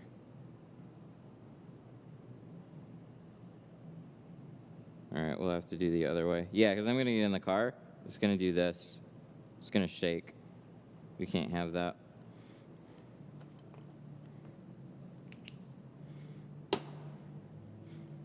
All right. Well, we'll just do it this way. This will be good enough, I think. We'll put this up higher. We'll lean it forward a little bit more. Put it about as close as we can. It'll be fine. Now, something disastrous is going to happen. We're just going to do a zoom in a little bit.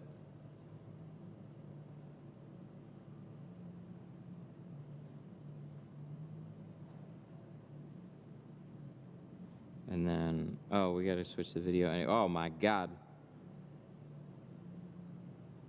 Oh, shit. I was on photo this whole time. That looked like crap. All right. Well, apparently that's 1, which looks like a huge zoom. This is all as high as it can go. Everything's maxed out.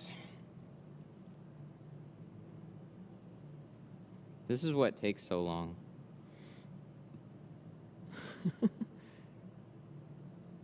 All right, something like that. So the goal for this is real straightforward. We're just gonna record it. Let me get my thoughts together on this. So we're going to clean the inside. We're gonna install it, or we're gonna put it on the glass, and then before we go to install it,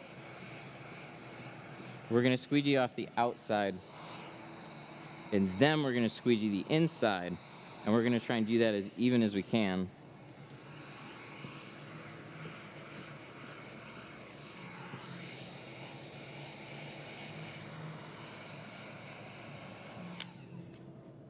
And then hopefully everything will lay down right. It'll look good. It'll look good enough for the video.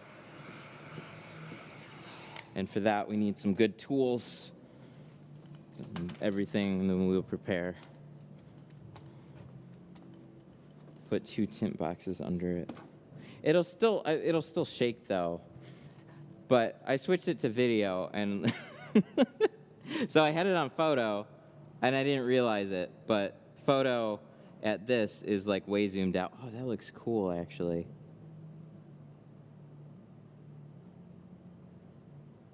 Oh, I can't zoom out more. Look at that. That's actually like a really cool looking picture. Oh, shit. And now it's falling. Why is it falling? Stop falling.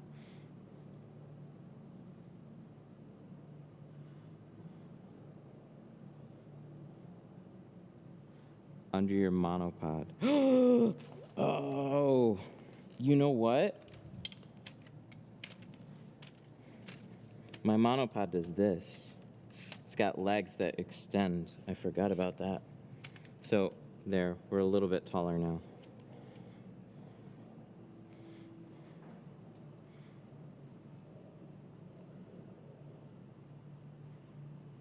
Make a platform. Here, I think this will be pretty good. I don't have to get like crazy far away. I don't have to show the edges perfectly, because then it takes away from the detail. I still think I need like 2 or 3 angles for this anyways, but we'll just do the whole thing in one go. Why not? Okay, that's what it will do. That's pretty good.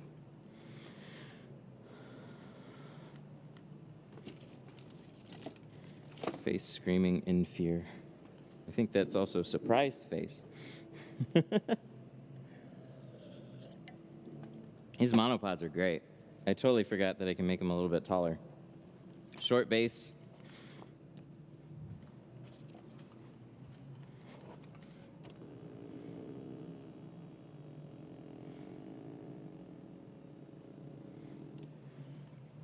For as long as I've been shooting stuff, whenever I have a different idea, it takes me way too long to figure out a shot for it. I think too much about it. I'm having the same annoying problem with TikTok. I'm like, I'll post whatever the hell I want on TikTok, and now like do a video and I overplan it and it actually does well. Now I'm like, I need to overplan all my videos now.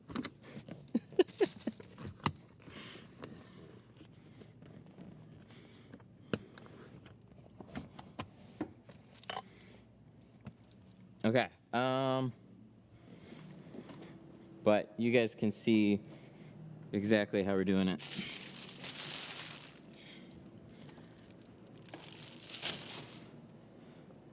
So all that, I should have a bulldozer too, right?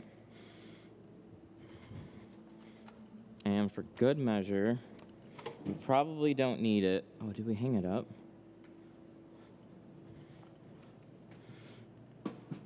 We'll grab this. And then, I think that's it. Because the part that we'll really do, oh yeah, then we gotta get we need to make sure we have a good squeegee. That's this guy right here. Right, this one's the cut one. Yeah, we don't want that one. We want that. We want a towel. And then we need a scrub pad ready to go.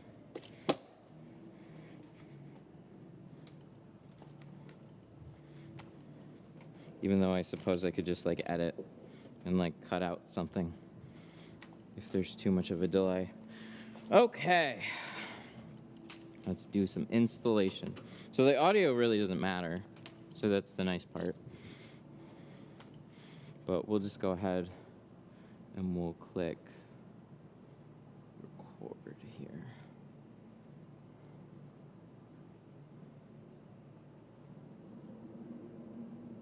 Ooh, reverse roll would look better, wouldn't it? No, we're just gonna do what we do best.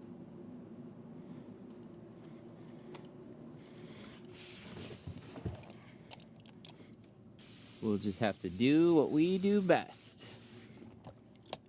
And that is...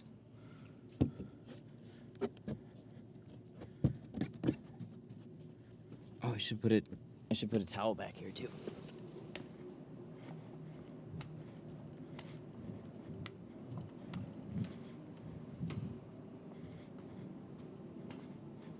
The old Frankie. That's right.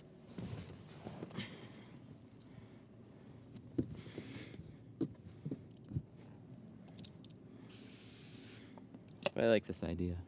Let's try and make a video together.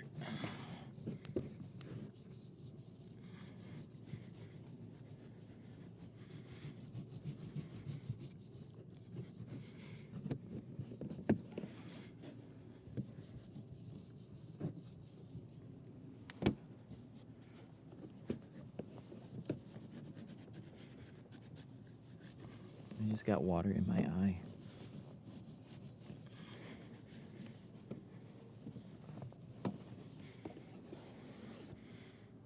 Whew. That is gnarly.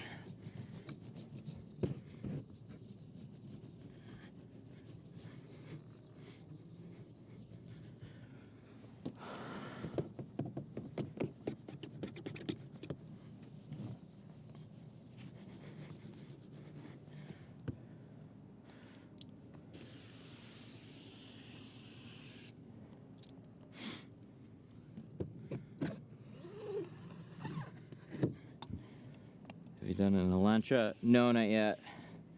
It's one of those cars that I just probably not going to see anytime soon, but maybe you'll make one pop up here. Do you ever record the card first for damage?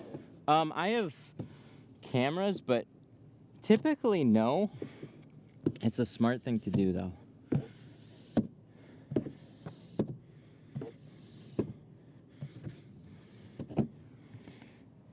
Okay, so we're gonna get this as clean as we can. Step one, get this clean, which we didn't have to start the recording yet, but we did anyways. Step two, it's gonna be put it on the inside. Step three, it's gonna be jump on the outside, clean it.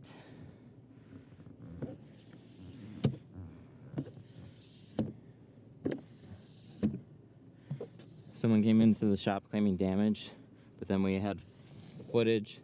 That's good. That's real good. That's exactly why we want to have it. And shop cameras only catch so much detail. It's really good to walk around with just like a secondary camera and just do it. Good job. Real smart. Okay. You need to pretend there's like not a camera there.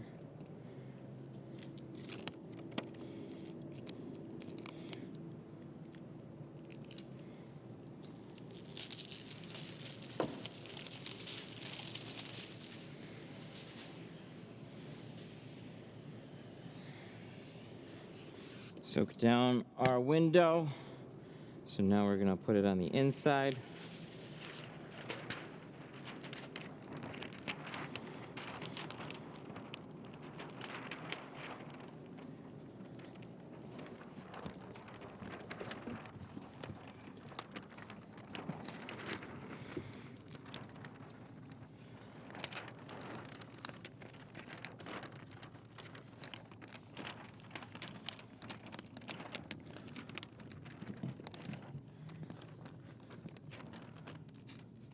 So usually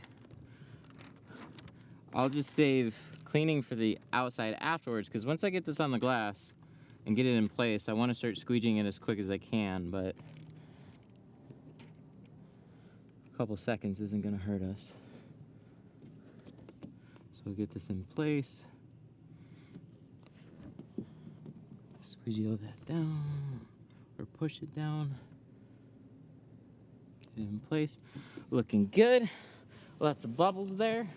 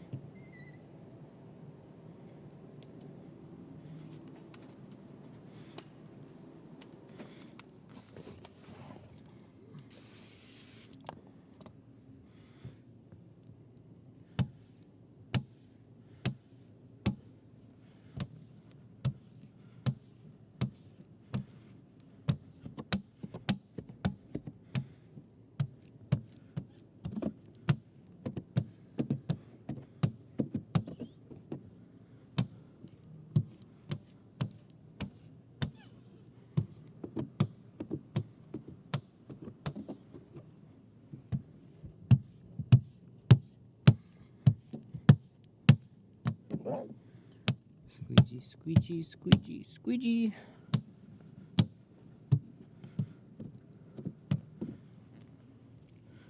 Alright, side swipe, don't let me down.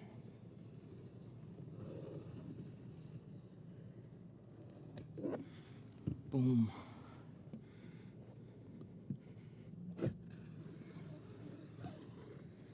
Boom. I think that's it. I think that's it.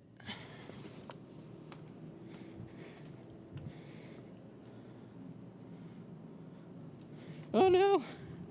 There's like one annoying spot right in the middle.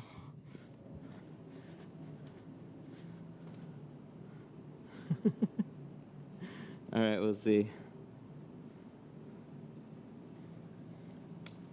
Put this down in my height.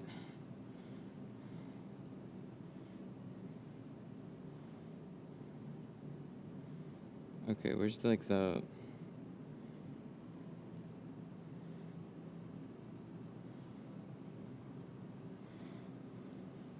Somebody want to tell me where's the play bar so I can like skip through? Jesus, where is it? Oh, there it is.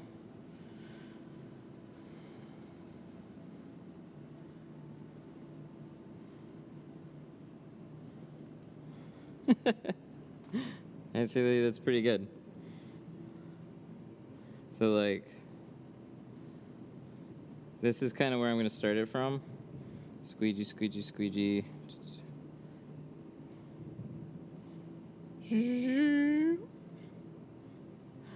And then there's this little bit here. I don't know.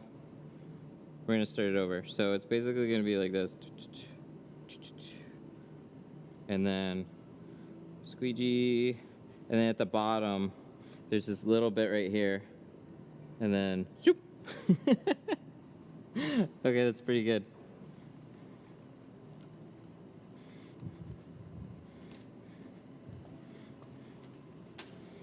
Neat. That'll be the next one. Now I gotta think of captions.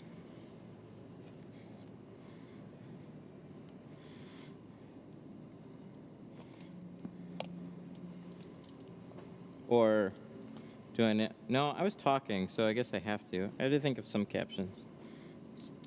What are we doing? If you ever get a Jag XF, ooh, that's a tough one. That back window, yeah, not fun. Even those doors were not fun. I remember doing those. I've done only a couple.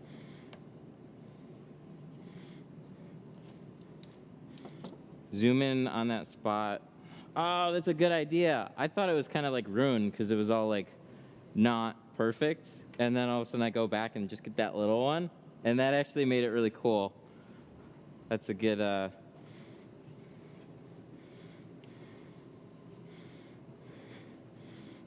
I'm going to play around with the voice. I'm going to play around with the voice a little bit. Like squeegee, squeegee, squeegee, or zoop, zoop, zoop, zoop, zoop, zoop, zoop, zoop, zoop. And then at the end, zoop. Maybe something like that.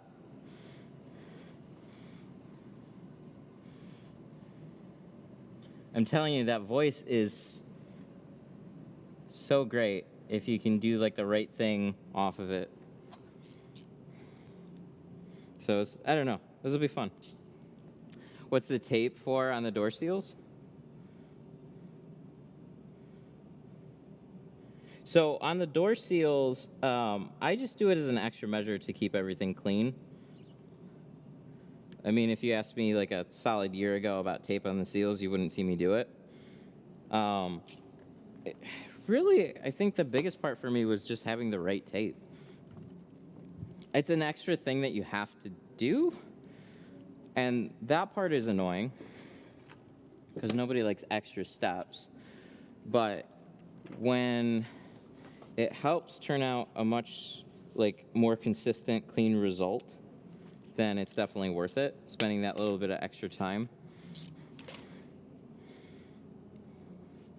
So, and then I got so like geeked about a handful of windows that I did with it, I was just like, oh, this is cool. I just started throwing it on everything.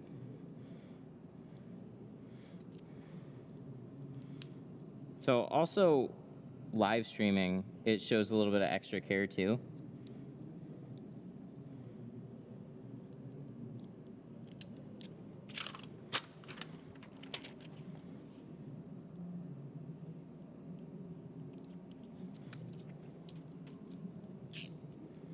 So I like that about it too. That was like a big reason for why we started covering up the door panels. Was it's like it's a nice thing to do. You don't 100% have to do it, but when so many people are watching, a big criticism I always had was too much water on the door panels, right? Like people were scared about their cars getting damaged. I don't want to bring my car there, so we address that concern as best as we can. But when I was mobile, I really didn't have a good way of covering up door panels. Now we do. Oh wait, did I do this normal? Shit. Well, I guess we'll finish this one. I meant to flip this backwards and do the other side. So I cut out two exactly the same. That's okay. We still got more.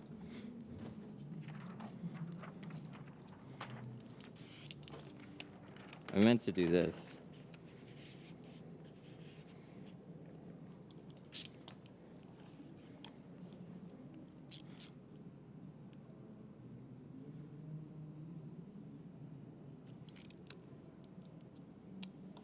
Because then we don't have to tape the other side. Doop. And then zoop, zoop, zoop.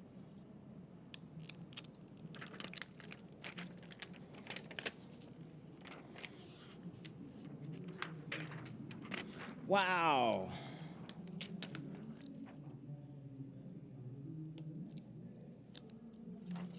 They have that dumb loud now. I just hear muffly loud radio voice. Uh-oh.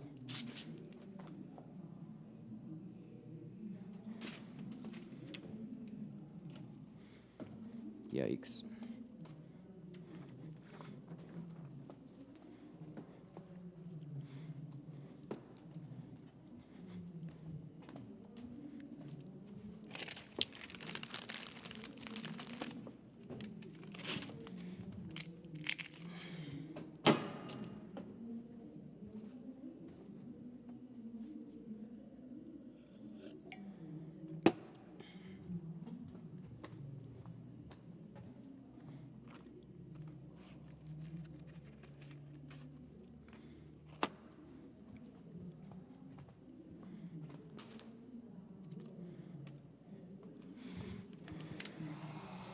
Is it Spanish music? No. It's very loud though. Right now it's just commercials talking.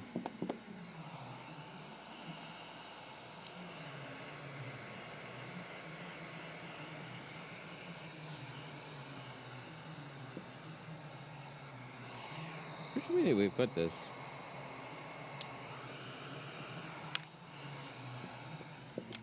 That's fine. Dodge rear windshield. Wait, what? Oh, Grand Caravan. Oh, yeah. Actually, they do. The back window on a Caravan is like surprisingly curved up towards the top. They're definitely bubbled. And they got that spoiler in the way. I had an account where they would give me like, I don't know what they were outfitting them with. But they would want the rear sections of all those Caravans tinted. So I do like three or four of them in a day. Those annoying slidey doors and the back glasses. So I don't know. The more I got them, the faster I got at doing them. They're like over around the corner. I could pull part of the plastic off the door. And so it made it just easier to install and squeegee everything out.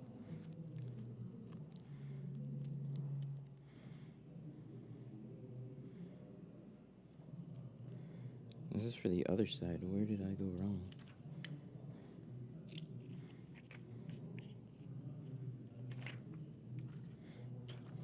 Okay, now I'm getting really annoyed. Not from the car. Where's my other one?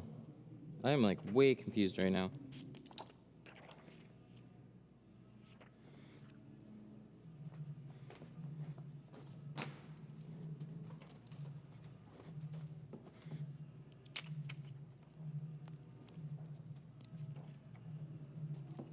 Okay, so this is correct.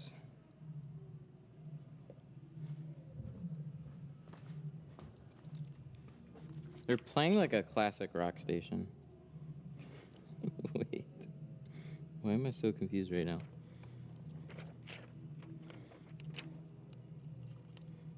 Why is this backwards? I thought I flipped it. So I should have one that is one way and the other that is the other way. But both of these, they're all this way.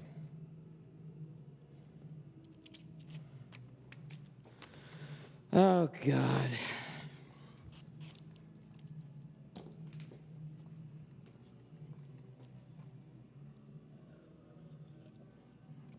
All right, I'm gonna have to see what's going on.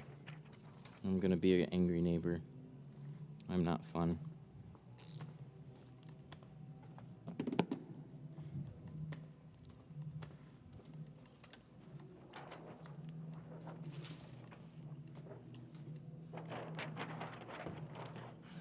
That is like uber weird.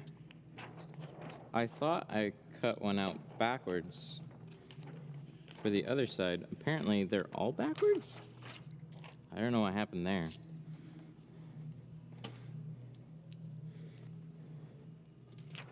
Looks like whatever time I decided to save myself, it just got more time.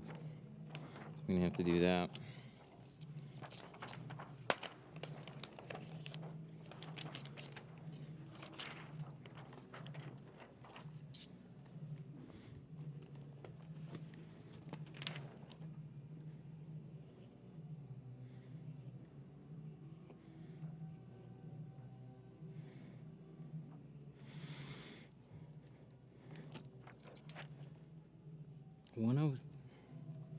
You know what?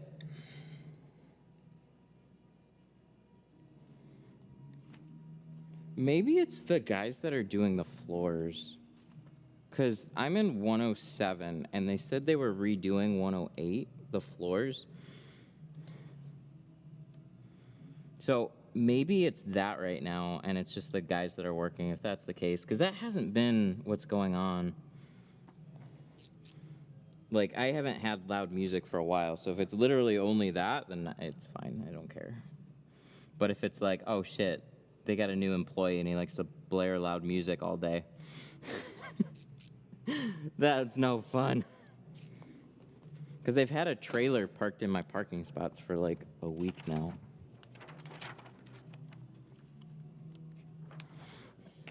And I just got those back. I called them and I was like, yo dog, my parking spots. And they're like, oh, we're just redoing one of the floors. And I was like, oh, okay. That's fine then. I'll let it slide because they don't have anywhere else to put it.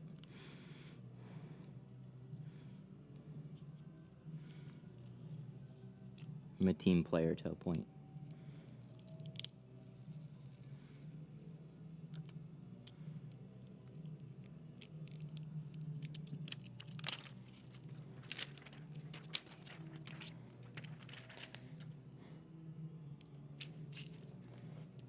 I guess now we can see how good YouTube's content ID system is, though.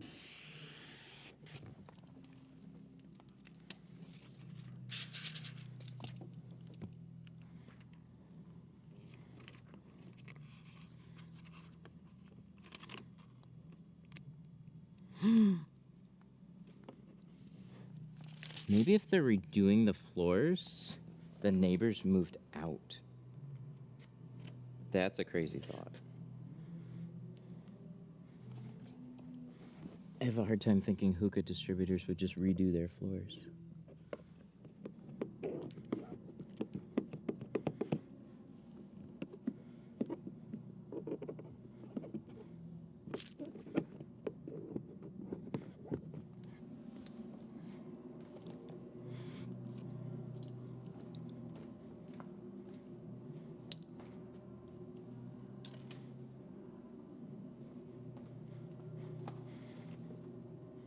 I'm half man I used to be. That song.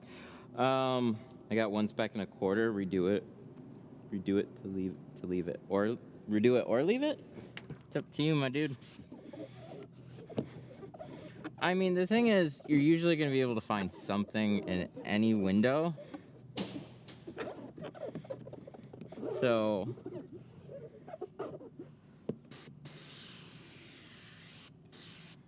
a speck and a quarter really isn't going to make or break the job there.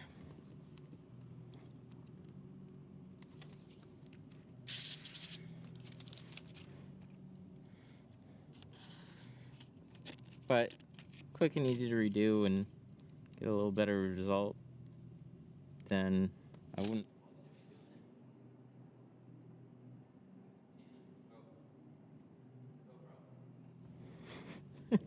I don't know why it switched.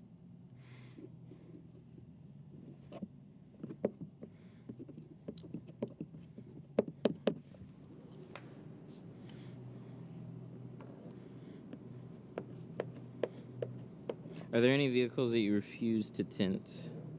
Kinda, yeah.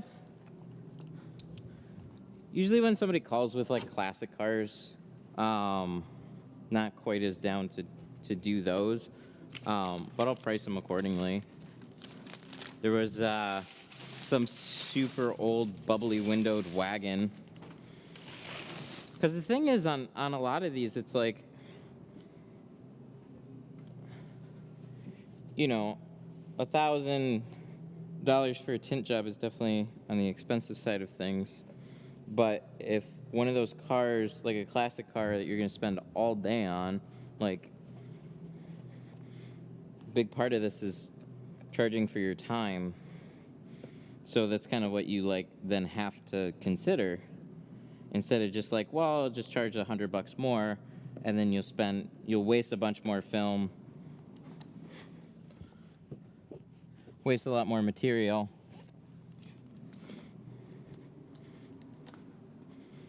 So you kind of, like, you have to make up for that kind of stuff too. So, or else you put yourself in a position where, you know, like me, you can do a lot more regular cars in the same time that you could do like one of those classic cars. So it's just got to make sense for what you do.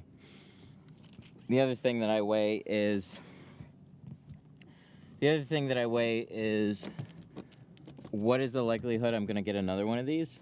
So if you just like want to be a full service tint shop, take on challenges, do it because you enjoy doing it, then like those all play a role in that final decision. Something like, I mean, the Model 3 is now kind of just old news at this point. Like, there are a lot of people like, oh, that back window, and it's crazy and it's big, but there's like so many of them. And Tinters figured out really the best way to approach them, and now they're not so scary anymore. They're just kind of like, yeah, it takes a little bit longer to do. You need an extra wide piece of film, but they're really all not that bad anymore. But if a classic car was that way, if we had them all the time, then people would just have a regular approach to doing them, and you wouldn't hear about them very much just because they're normal at some point. So we get spoiled with the kind of cars that come out now as a whole. Every once in a while you might have something that's really difficult, but it depends on what you want to do. I'll typically just charge quite a bit extra for the time that it's going to take me, and if they want to go for it, cool. If not, then that's all good too. It's not my favorite type of business to do. What's for lunch today? Well, yeah, if you want to bring some Chick-fil-A, I wouldn't turn away Chick-fil-A. Chick-fil-A is a hassle here. The one with it, like, there's only a handful in this state, and more are starting to pop up, but because they're still like strategically far apart from each other, they just get stupid busy. So like the one that you have the best chance of getting in and out relatively quickly is like at Somerset Mall, but then you got to go up to the 3rd floor.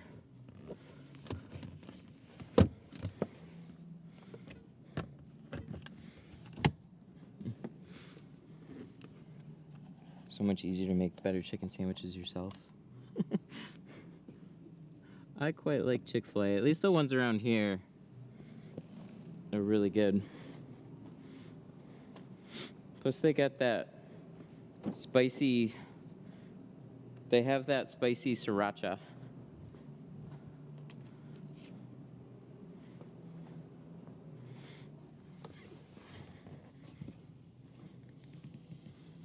So we put a little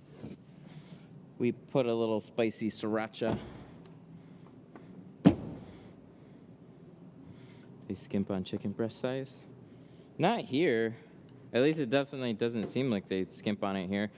There was like, we had them out of state where they were way more popular, and I think the quality wasn't quite up to par. Here, they're just like few and far between. So Chick-fil-A's around here. I've never had a bad time at a Chick-fil-A around here.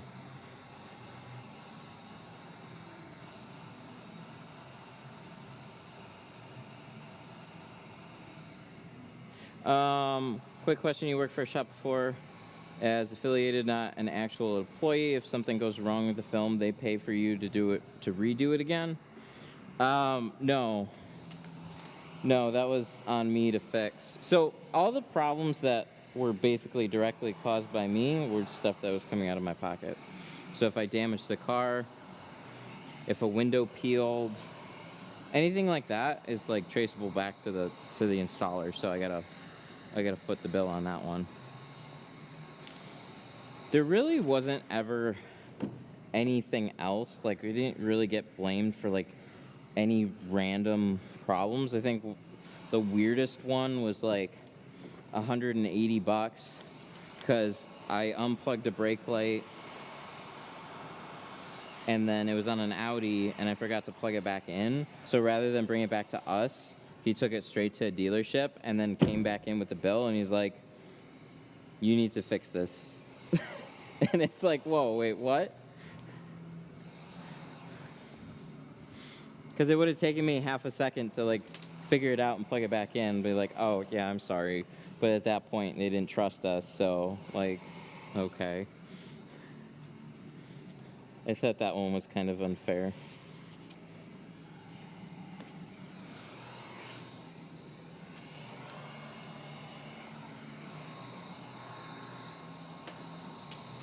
So in a case like that, I give full props to the owner for like trying to handle it in a creative way and be like, look,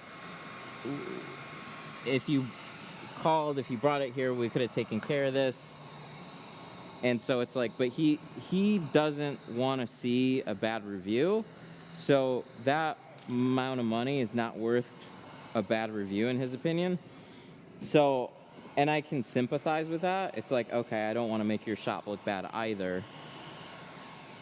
So what he ended up working out was like, we can cover half of that, and we'll let you choose either I think it was like either the full amount in a tint credit for like another car you want to bring us, or like half the amount in like cash or something like that, or whatever. And the guy ended up like bringing us a friend or something. So like it ended up getting resolved okay, but it started out real messed up.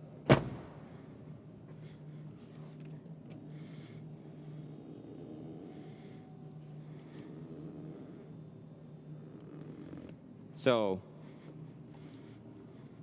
I mean, this goes with good business, and it can get hard to stomach, especially if you don't charge accordingly.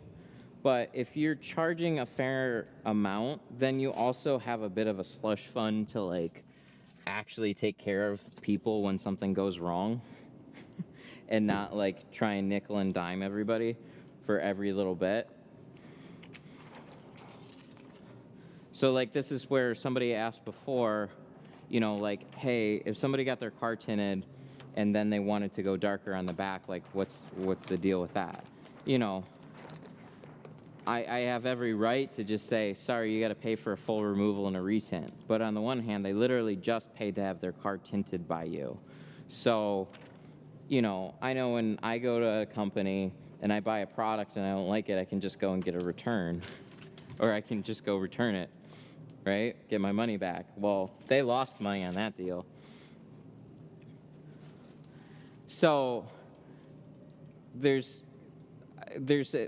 not necessarily you just have to foot the whole bill, but you can usually work out something with somebody that already came to you as a business. This is a service thing, and you know, there's just special stuff that you can do.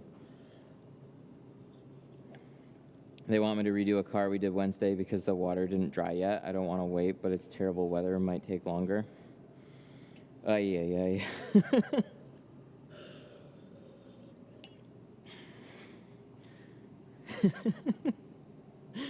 That's a tough one. That one, I would definitely say, like, look, it's just going to take longer to dry. Redoing a whole car off of there being extra water, that's definitely a tougher one because it's just patience. But there will definitely...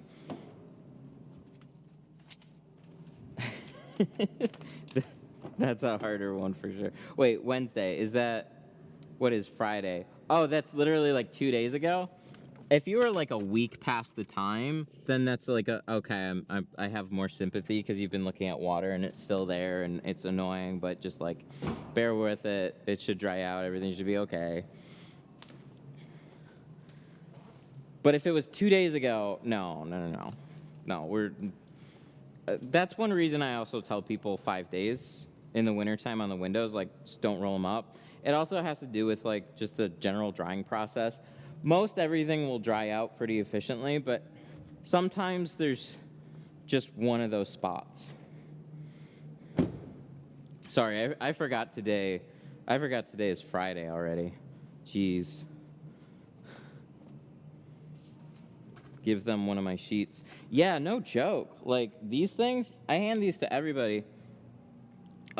This is a really good thing. Sun distributing. So you can find these at Sun Distributing, and you can also just find the printouts. So if you want to order like nice mirror hangers, you can get these. But these are really good care instructions and just like guidelines. So with every customer, you have an actual date that you write down. Don't roll your windows down until this date. And then for best results, always use window cleaner specifically for automotive window tint and a microfiber towel. And it tells you how to clean it. And then it's also got drying time, black dotted edges, seatbelt chips, nighttime defrogger distortion. That's so it's just like you're real transparent right from the beginning when you cash somebody out. Where I see the most problems is like when you don't have like if you kind of just I understand shops can do a lot of cars and stuff. Guys are in and out. You're waiting at the counter. You got stuff to do. I always try and make it a point to just walk out with every customer. It's not what I used to do at other shops. It's what I do here. Walk out because when a car's been sitting for 5 minutes, 10 minutes, 2 hours, 4 hours, when it's had some time to dry here, all these little moisture spots start to look like bubbles, right? So somebody that hasn't had tint before, they look at that and they go, bubbles. Ah! I got to get my whole thing redone. I went to a bad shop. Panic. But when you like walk out, you're like, okay. So what you're going to notice is this moisture in between the film and the glass. This is going to dry. This is the amount of time that I want you to leave the windows up. It's just a normal thing. Happens with every car. And this is what you can expect. It's super helpful.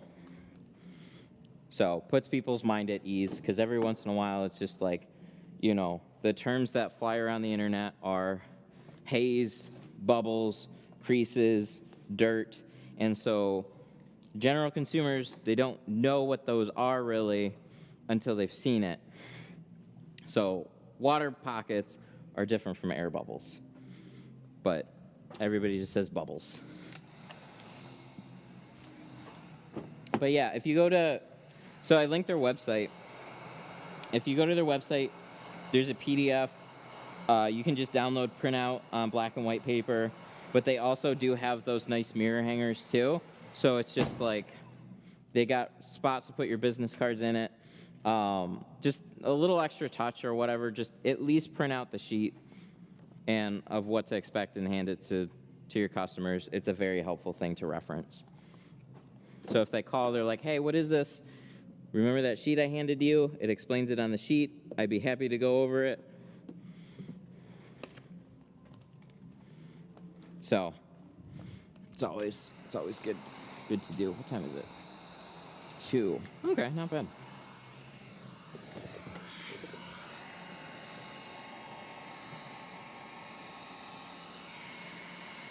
I put 35 V-Nano on my windshield and I'm sad. I like the shade, but I need to switch to Apex. Why is that?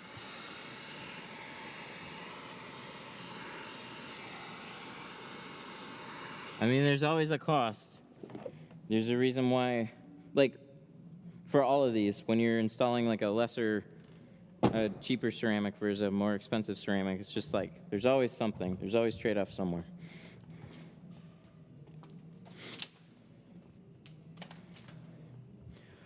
We done. So I put the key over there. So, cool. So this is 35 in the front, 20 on the back.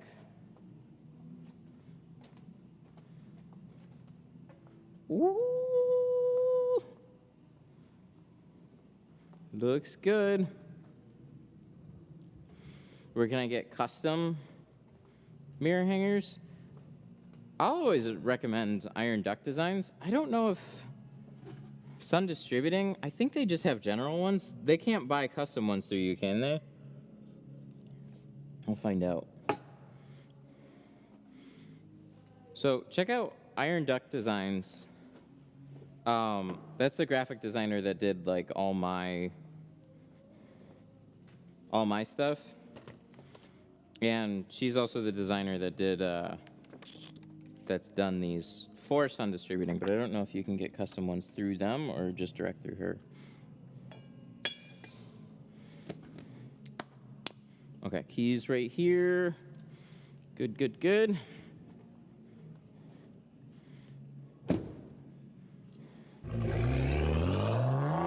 Oh!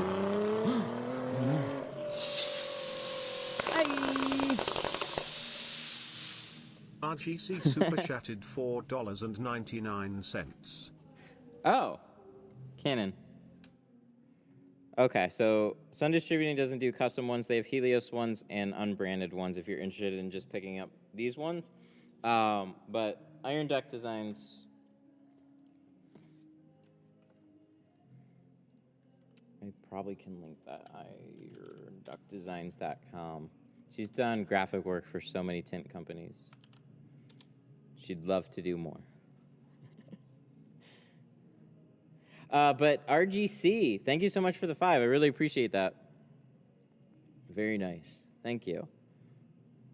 Did my first Alpha Romero today. I was expecting it to be a pain in the butt. Piece of cake. Alphas are, yeah, they are pretty straightforward. They're just another Chrysler right now. Can you guys hear that on the mic? There's music right on the other side.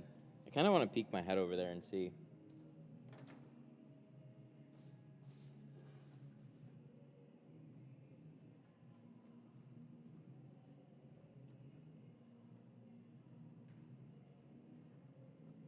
Or is it too muffled? Was it too muffled for the content ID system? Yes, but it's muffled. Okay. You know, they said they're redoing 107.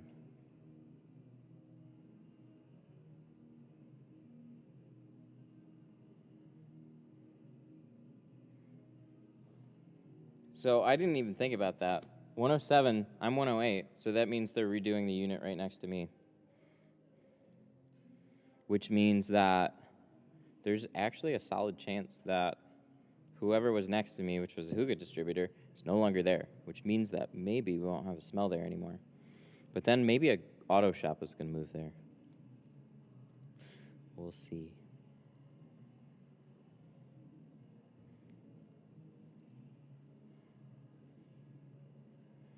I've been eating and watching Ink Masters.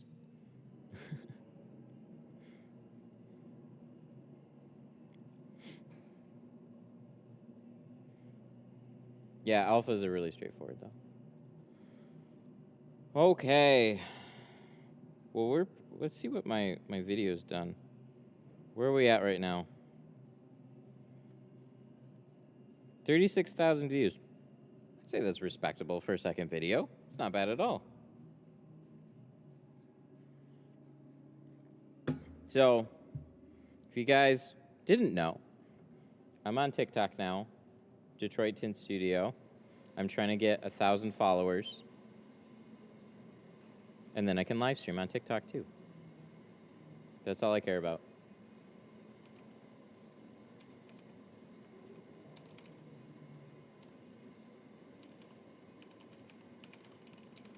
Let me see. Is it as simple as...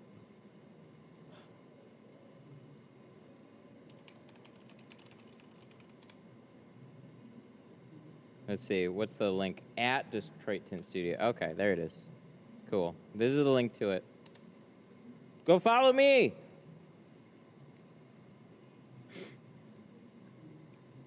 Then I can unlock live streaming on there. That's all I care about.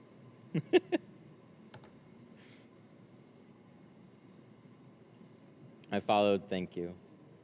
I'm not on TikTok. I wasn't either. I didn't care until a couple days ago. I haven't used it at all. And I'm not entirely sure what I want to do with it other than live streaming, but like I made that video as like maybe this will give me a big boost up there, and we'll see. Facebook's good because of the Facebook group. We have a really good window tinting group. So that's where like I don't like that it's on Facebook. But there really isn't a great place to have like good help posts and stuff. You get a lot of feedback. We got like 40,000 people in the group. It's nuts. So a lot of good people, a lot of help. So if you have, show off your work. If you have a video that you want to share or something, some things actually hit a big audience out of that group too, and can be good for your business. So.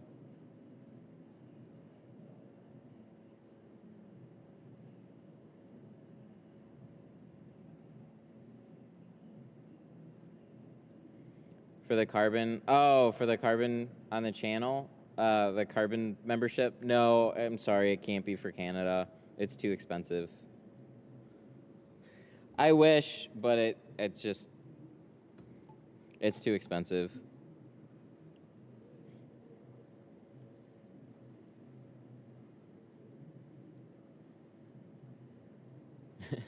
What's the group called? It's Window Tint Stuff on Facebook. I'll drop a link for you. Yeah, it's a public group. Anybody can join.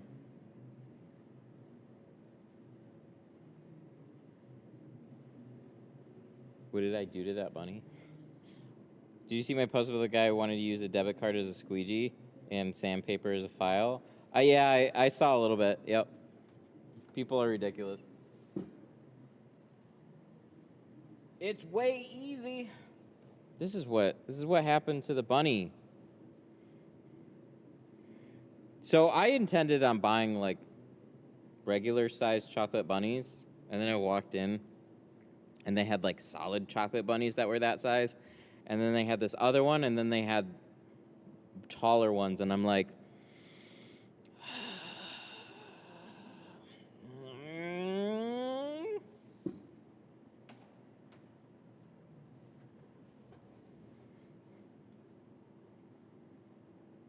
that was actually a creative idea for a video. My original one was an ice cream cone, but thank you.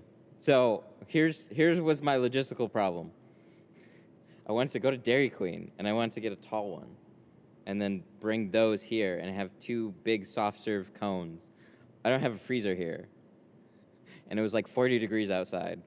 So I didn't actually have time to get from Dairy Queen to here without them actually significantly melting, at least part of them. So I was sad. That was the hardest part. It was like, so then I was trying to think of something else. I could have just bought a thing of ice cream and then just put a bunch of scoops up there. That would have been funny too. But they had like big dumb faces on them. So, but this is not how you have to think for any of this, but it's just fun to see. Like when you start thinking in this really weird way, like, what can we melt in front of there that's going to be a clear demo for like ceramic tin or something? Chocolate bunnies! But like, so like I was in the store, I picked them up, I walked back out to the car, and then my wife saw them, she was like, what? I'm like, let me explain. This makes sense, I swear. The bunny will trend right through Easter. Better choice. I was actually thinking of delaying a little bit for Easter, but I'm hoping it'll catch fire again around Easter time. Hopefully. Yeah, that'd be super cool to see. The only problem that I hated is just there's a big crack in the ceramic one, but that's just, then I'd have to set the whole thing up. I'd have to go buy another bunny, and at that point, like, one of the bulbs was ruined. So we first set it up, and I didn't realize, like, I have a heat bulb, and you can feel some heat coming off of it, and you can feel a clear difference. But they're not as strong as a full 250-watt IR bulb, which is just like way more.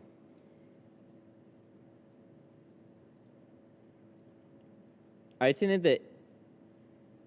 I probably should have flipped it, actually. Then it wouldn't have burnt. No, I probably would have. It would have still burned the tint, I think. Exactly why I won't buy ceramic tint. It cracks your glass, right? Yeah, right? So I put it on the inside. So it's just glass on the outside. The only reason I thought actually it might be a good idea to switch it right now is because maybe it wouldn't have burned as bad. Let Let me get it. But I'm gonna keep it.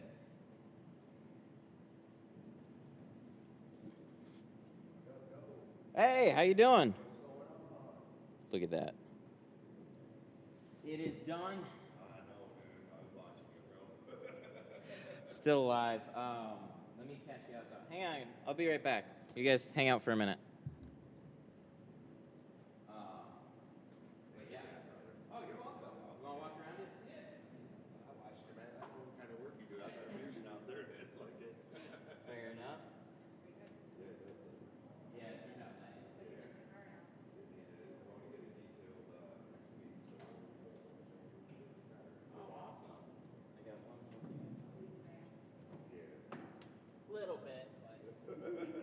Yeah, we just bought it, so it was a little trash. Sorry. Oh no, that's fine. I'm used to like having a little bit of dirt up there. No big deal. Make sure I'll throw some tape over the switches for you too.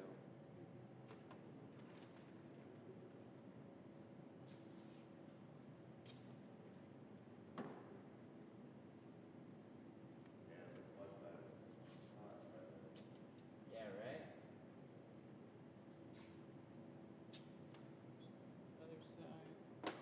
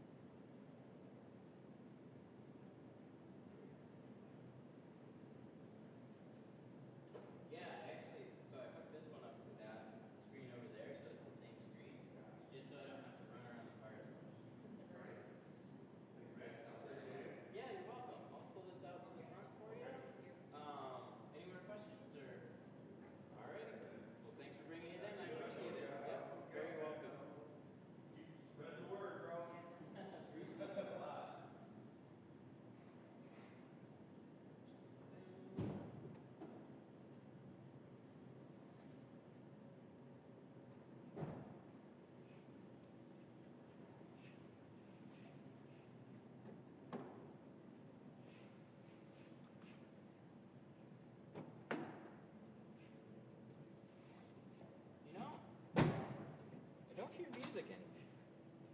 That's cool.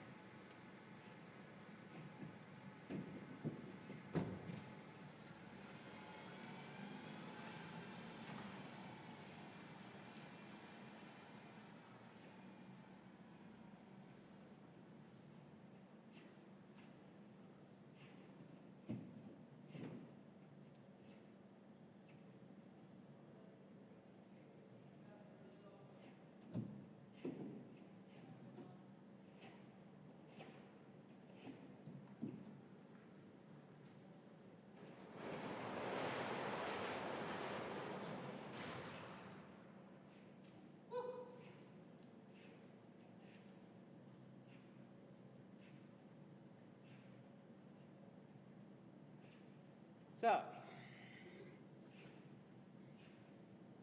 that was really nice. He gave me a $50 tip on that one. That was after getting Carbon and bringing his other one here, too. That was super nice.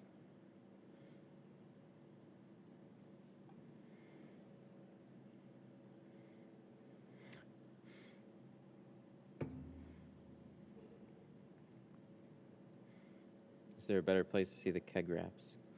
I told him he's got to get better pictures. He's going to be like, ah, shoot.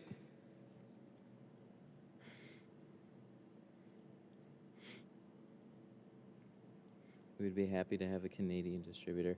Yeah, that would be cool. there's little conversation about Canadian shipping. It's tough, man. Especially right now. I mean, I can tell you firsthand, talking to film companies, logistics with everything. Like to put it into perspective, stuff even like there's not enough paper to make film boxes. Everything is just logistical problems, shipping problems, things taking forever, containers getting held up at port for months and months and months. Like we ship care boxes back home to the Philippines every once in a while. Like, so you can ship like just a giant box, whatever you can fill. It can weigh as much as you want.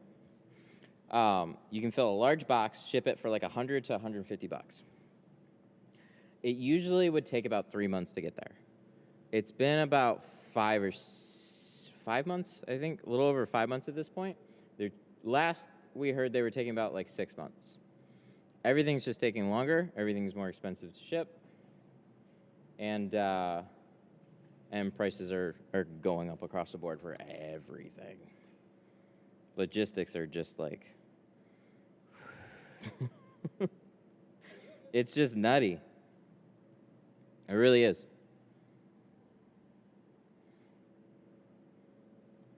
I didn't fog them. I thought about it. Thank you. Thank you. I should have turned it off just to be extra safe. I want to like take a peek over there. I really think that they're clearing out and redoing the whole thing. I wonder if they're actually moving out.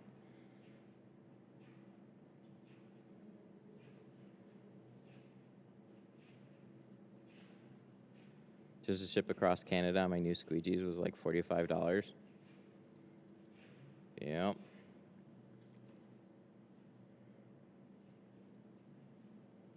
Yeah, it's just so nutty right now.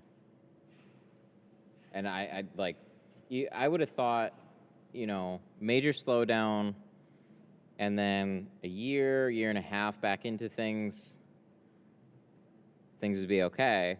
It's only gotten worse. So it's just supply chains. They're going to take a while to catch back up. I don't know how long it's even going to be, but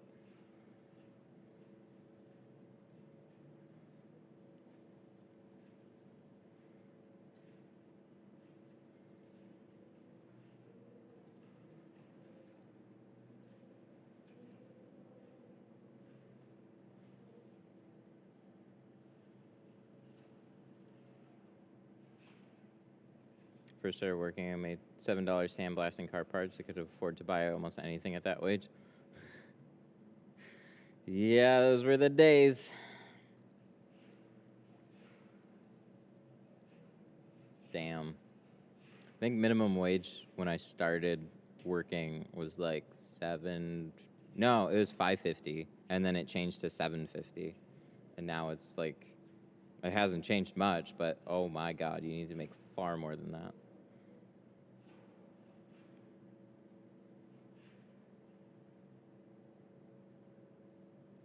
One USD was 80 cents Canadian. I wonder, what is it now? Damn logistics. Okay, what are we gonna do? Probably gonna have to take off here. I gotta post a video on TikTok. I am gonna post it to YouTube as well. I'm just gonna delay it by a little bit to YouTube.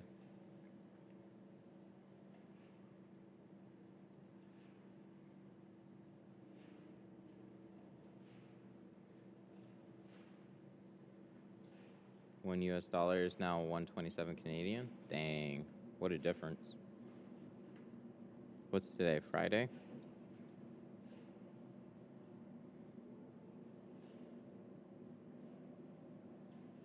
Next stream. Dude, things have been light here. I actually don't have a full car scheduled for tomorrow. That's really sad because it's Friday today. My phone has been like way slower this week, unfortunately. It was coasting decently. I'd get a fair amount of inquiries, and then just this past week, it's been like nothing. What a bummer. So it happens to me too. I mean, as much as I'd like to say everything is all easy breezy here, it's really not. It's not all the time. You get your slowdowns.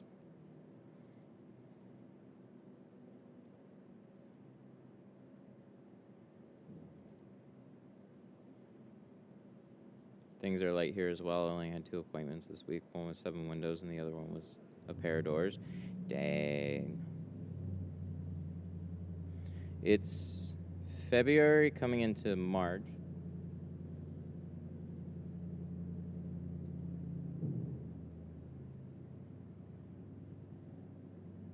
I was wondering if that was like electricity or if that was the vibrations from whatever that was that started up next door. I think it was vibrations.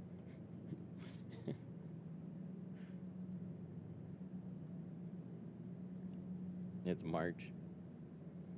It's just March. Stupid short month.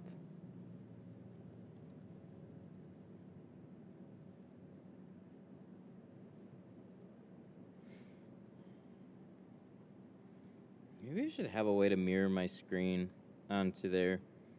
But I think I might drive you guys crazy with... So when you're trying to make these videos, it just loops. It loops and loops and loops. So I like keep tweaking the text and like...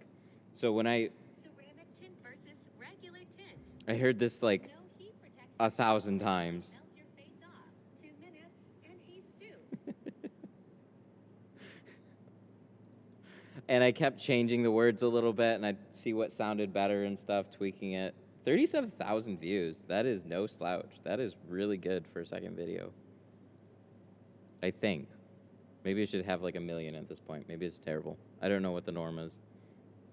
It seems really good.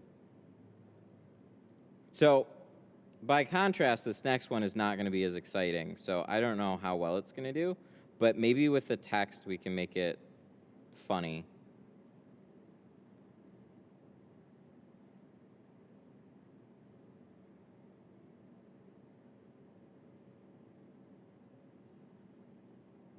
Oh, I got to get some kegs too. So we got 4 people signed up for the upcoming class. 1 for April and a couple for May, which is super cool. Hello, Tint Studio.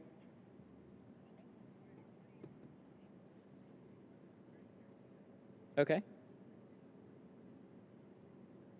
Uh-huh. It would start at 100 for the front too. Mm-hmm.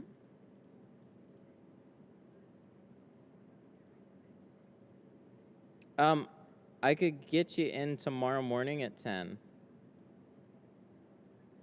Mm-hmm.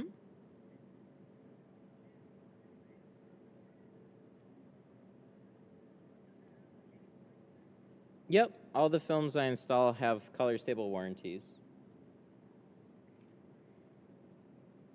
Yeah, so in order to confirm the spots, we take deposits on the appointments, so I'll text you a link to our booking page. But yeah, if everything sounds good for you at 10 o'clock tomorrow, we can definitely get it in. Yeah, sure thing. All right, no problem. I'll see you tomorrow. Bye. Front doors. Just like that. See, that's how quickly it can change too, but it's just sometimes goes fast and then sometimes it's just sitting there like I was wondering if my phone worked for a minute. It's a Grand Cherokee.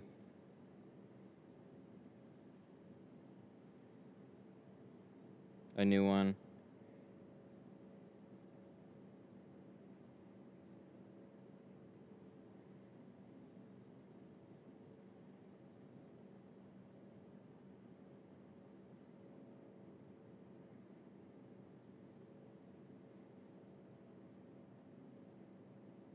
If you have any questions.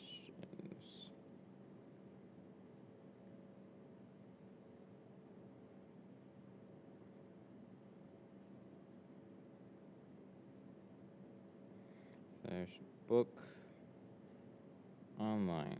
There we go. So if we get a deposit, we have an appointment. That's cool.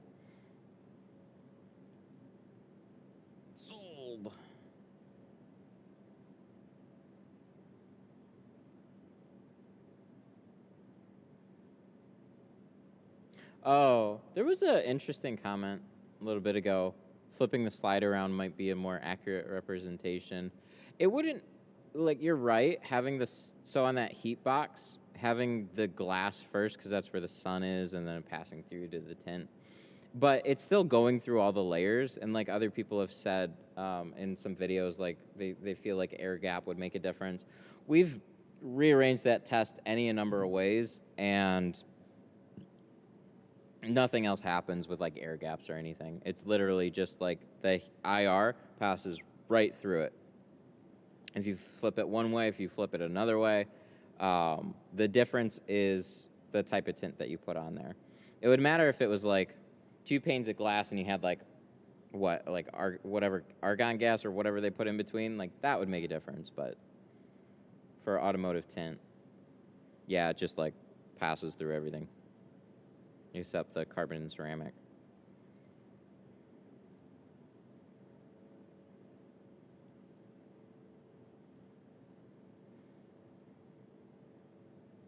Alrighty, let's shout out some super dupers.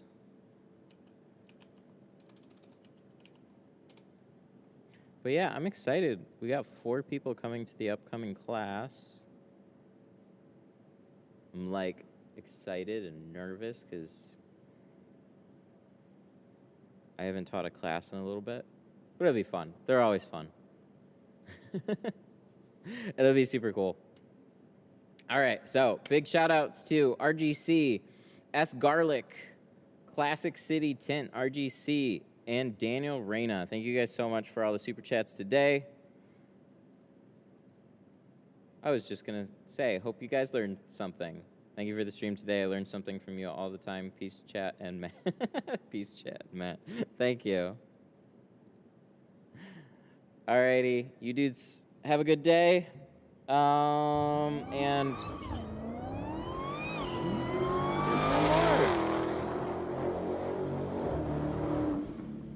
oh, heck yeah. Jake Gifford super chatted $4.99 for the Thank you, extra Gifford. triage I got with my signed one. Thanks again. Jake with the 5 for the extra triage I got with the sign one. Thanks again. You're very welcome, man. I feel like it's just a personal thing for me. So like when I sign one, the way I look at it is like, okay, now I don't want to touch that one, right? And then but then I want one I want to use. So that's why I'm like, I've been throwing in a free one with like every order, and then if people ordered triages, then I'm throwing in an extra signed one just because it's like, all right, if you want to keep it, have a nice one or whatever, leave it on the side, like special from the channel. That's super cool. Then there's also ones that you can use too. But you're very welcome. Yes, thank you for not fogging the customers. What a weird thing. What a weird thing to have to be concerned about. Alrighty, I gotta make the rest of a TikTok video, I guess. So look out for that. Follow me on TikTok so we can get up to, oh, that's Facebook. Yes, follow me on TikTok now. So then we get over 1,000, and then I can live stream on there too. I don't exactly know what the crossover is going to be, but I'd really like to try and bring a very similar stream, like the same type of stream. I'm wondering if there's a way I can do it so I also do it on TikTok as well. That'd be really, really cool. So, later, dudes. You have a good one. Bye.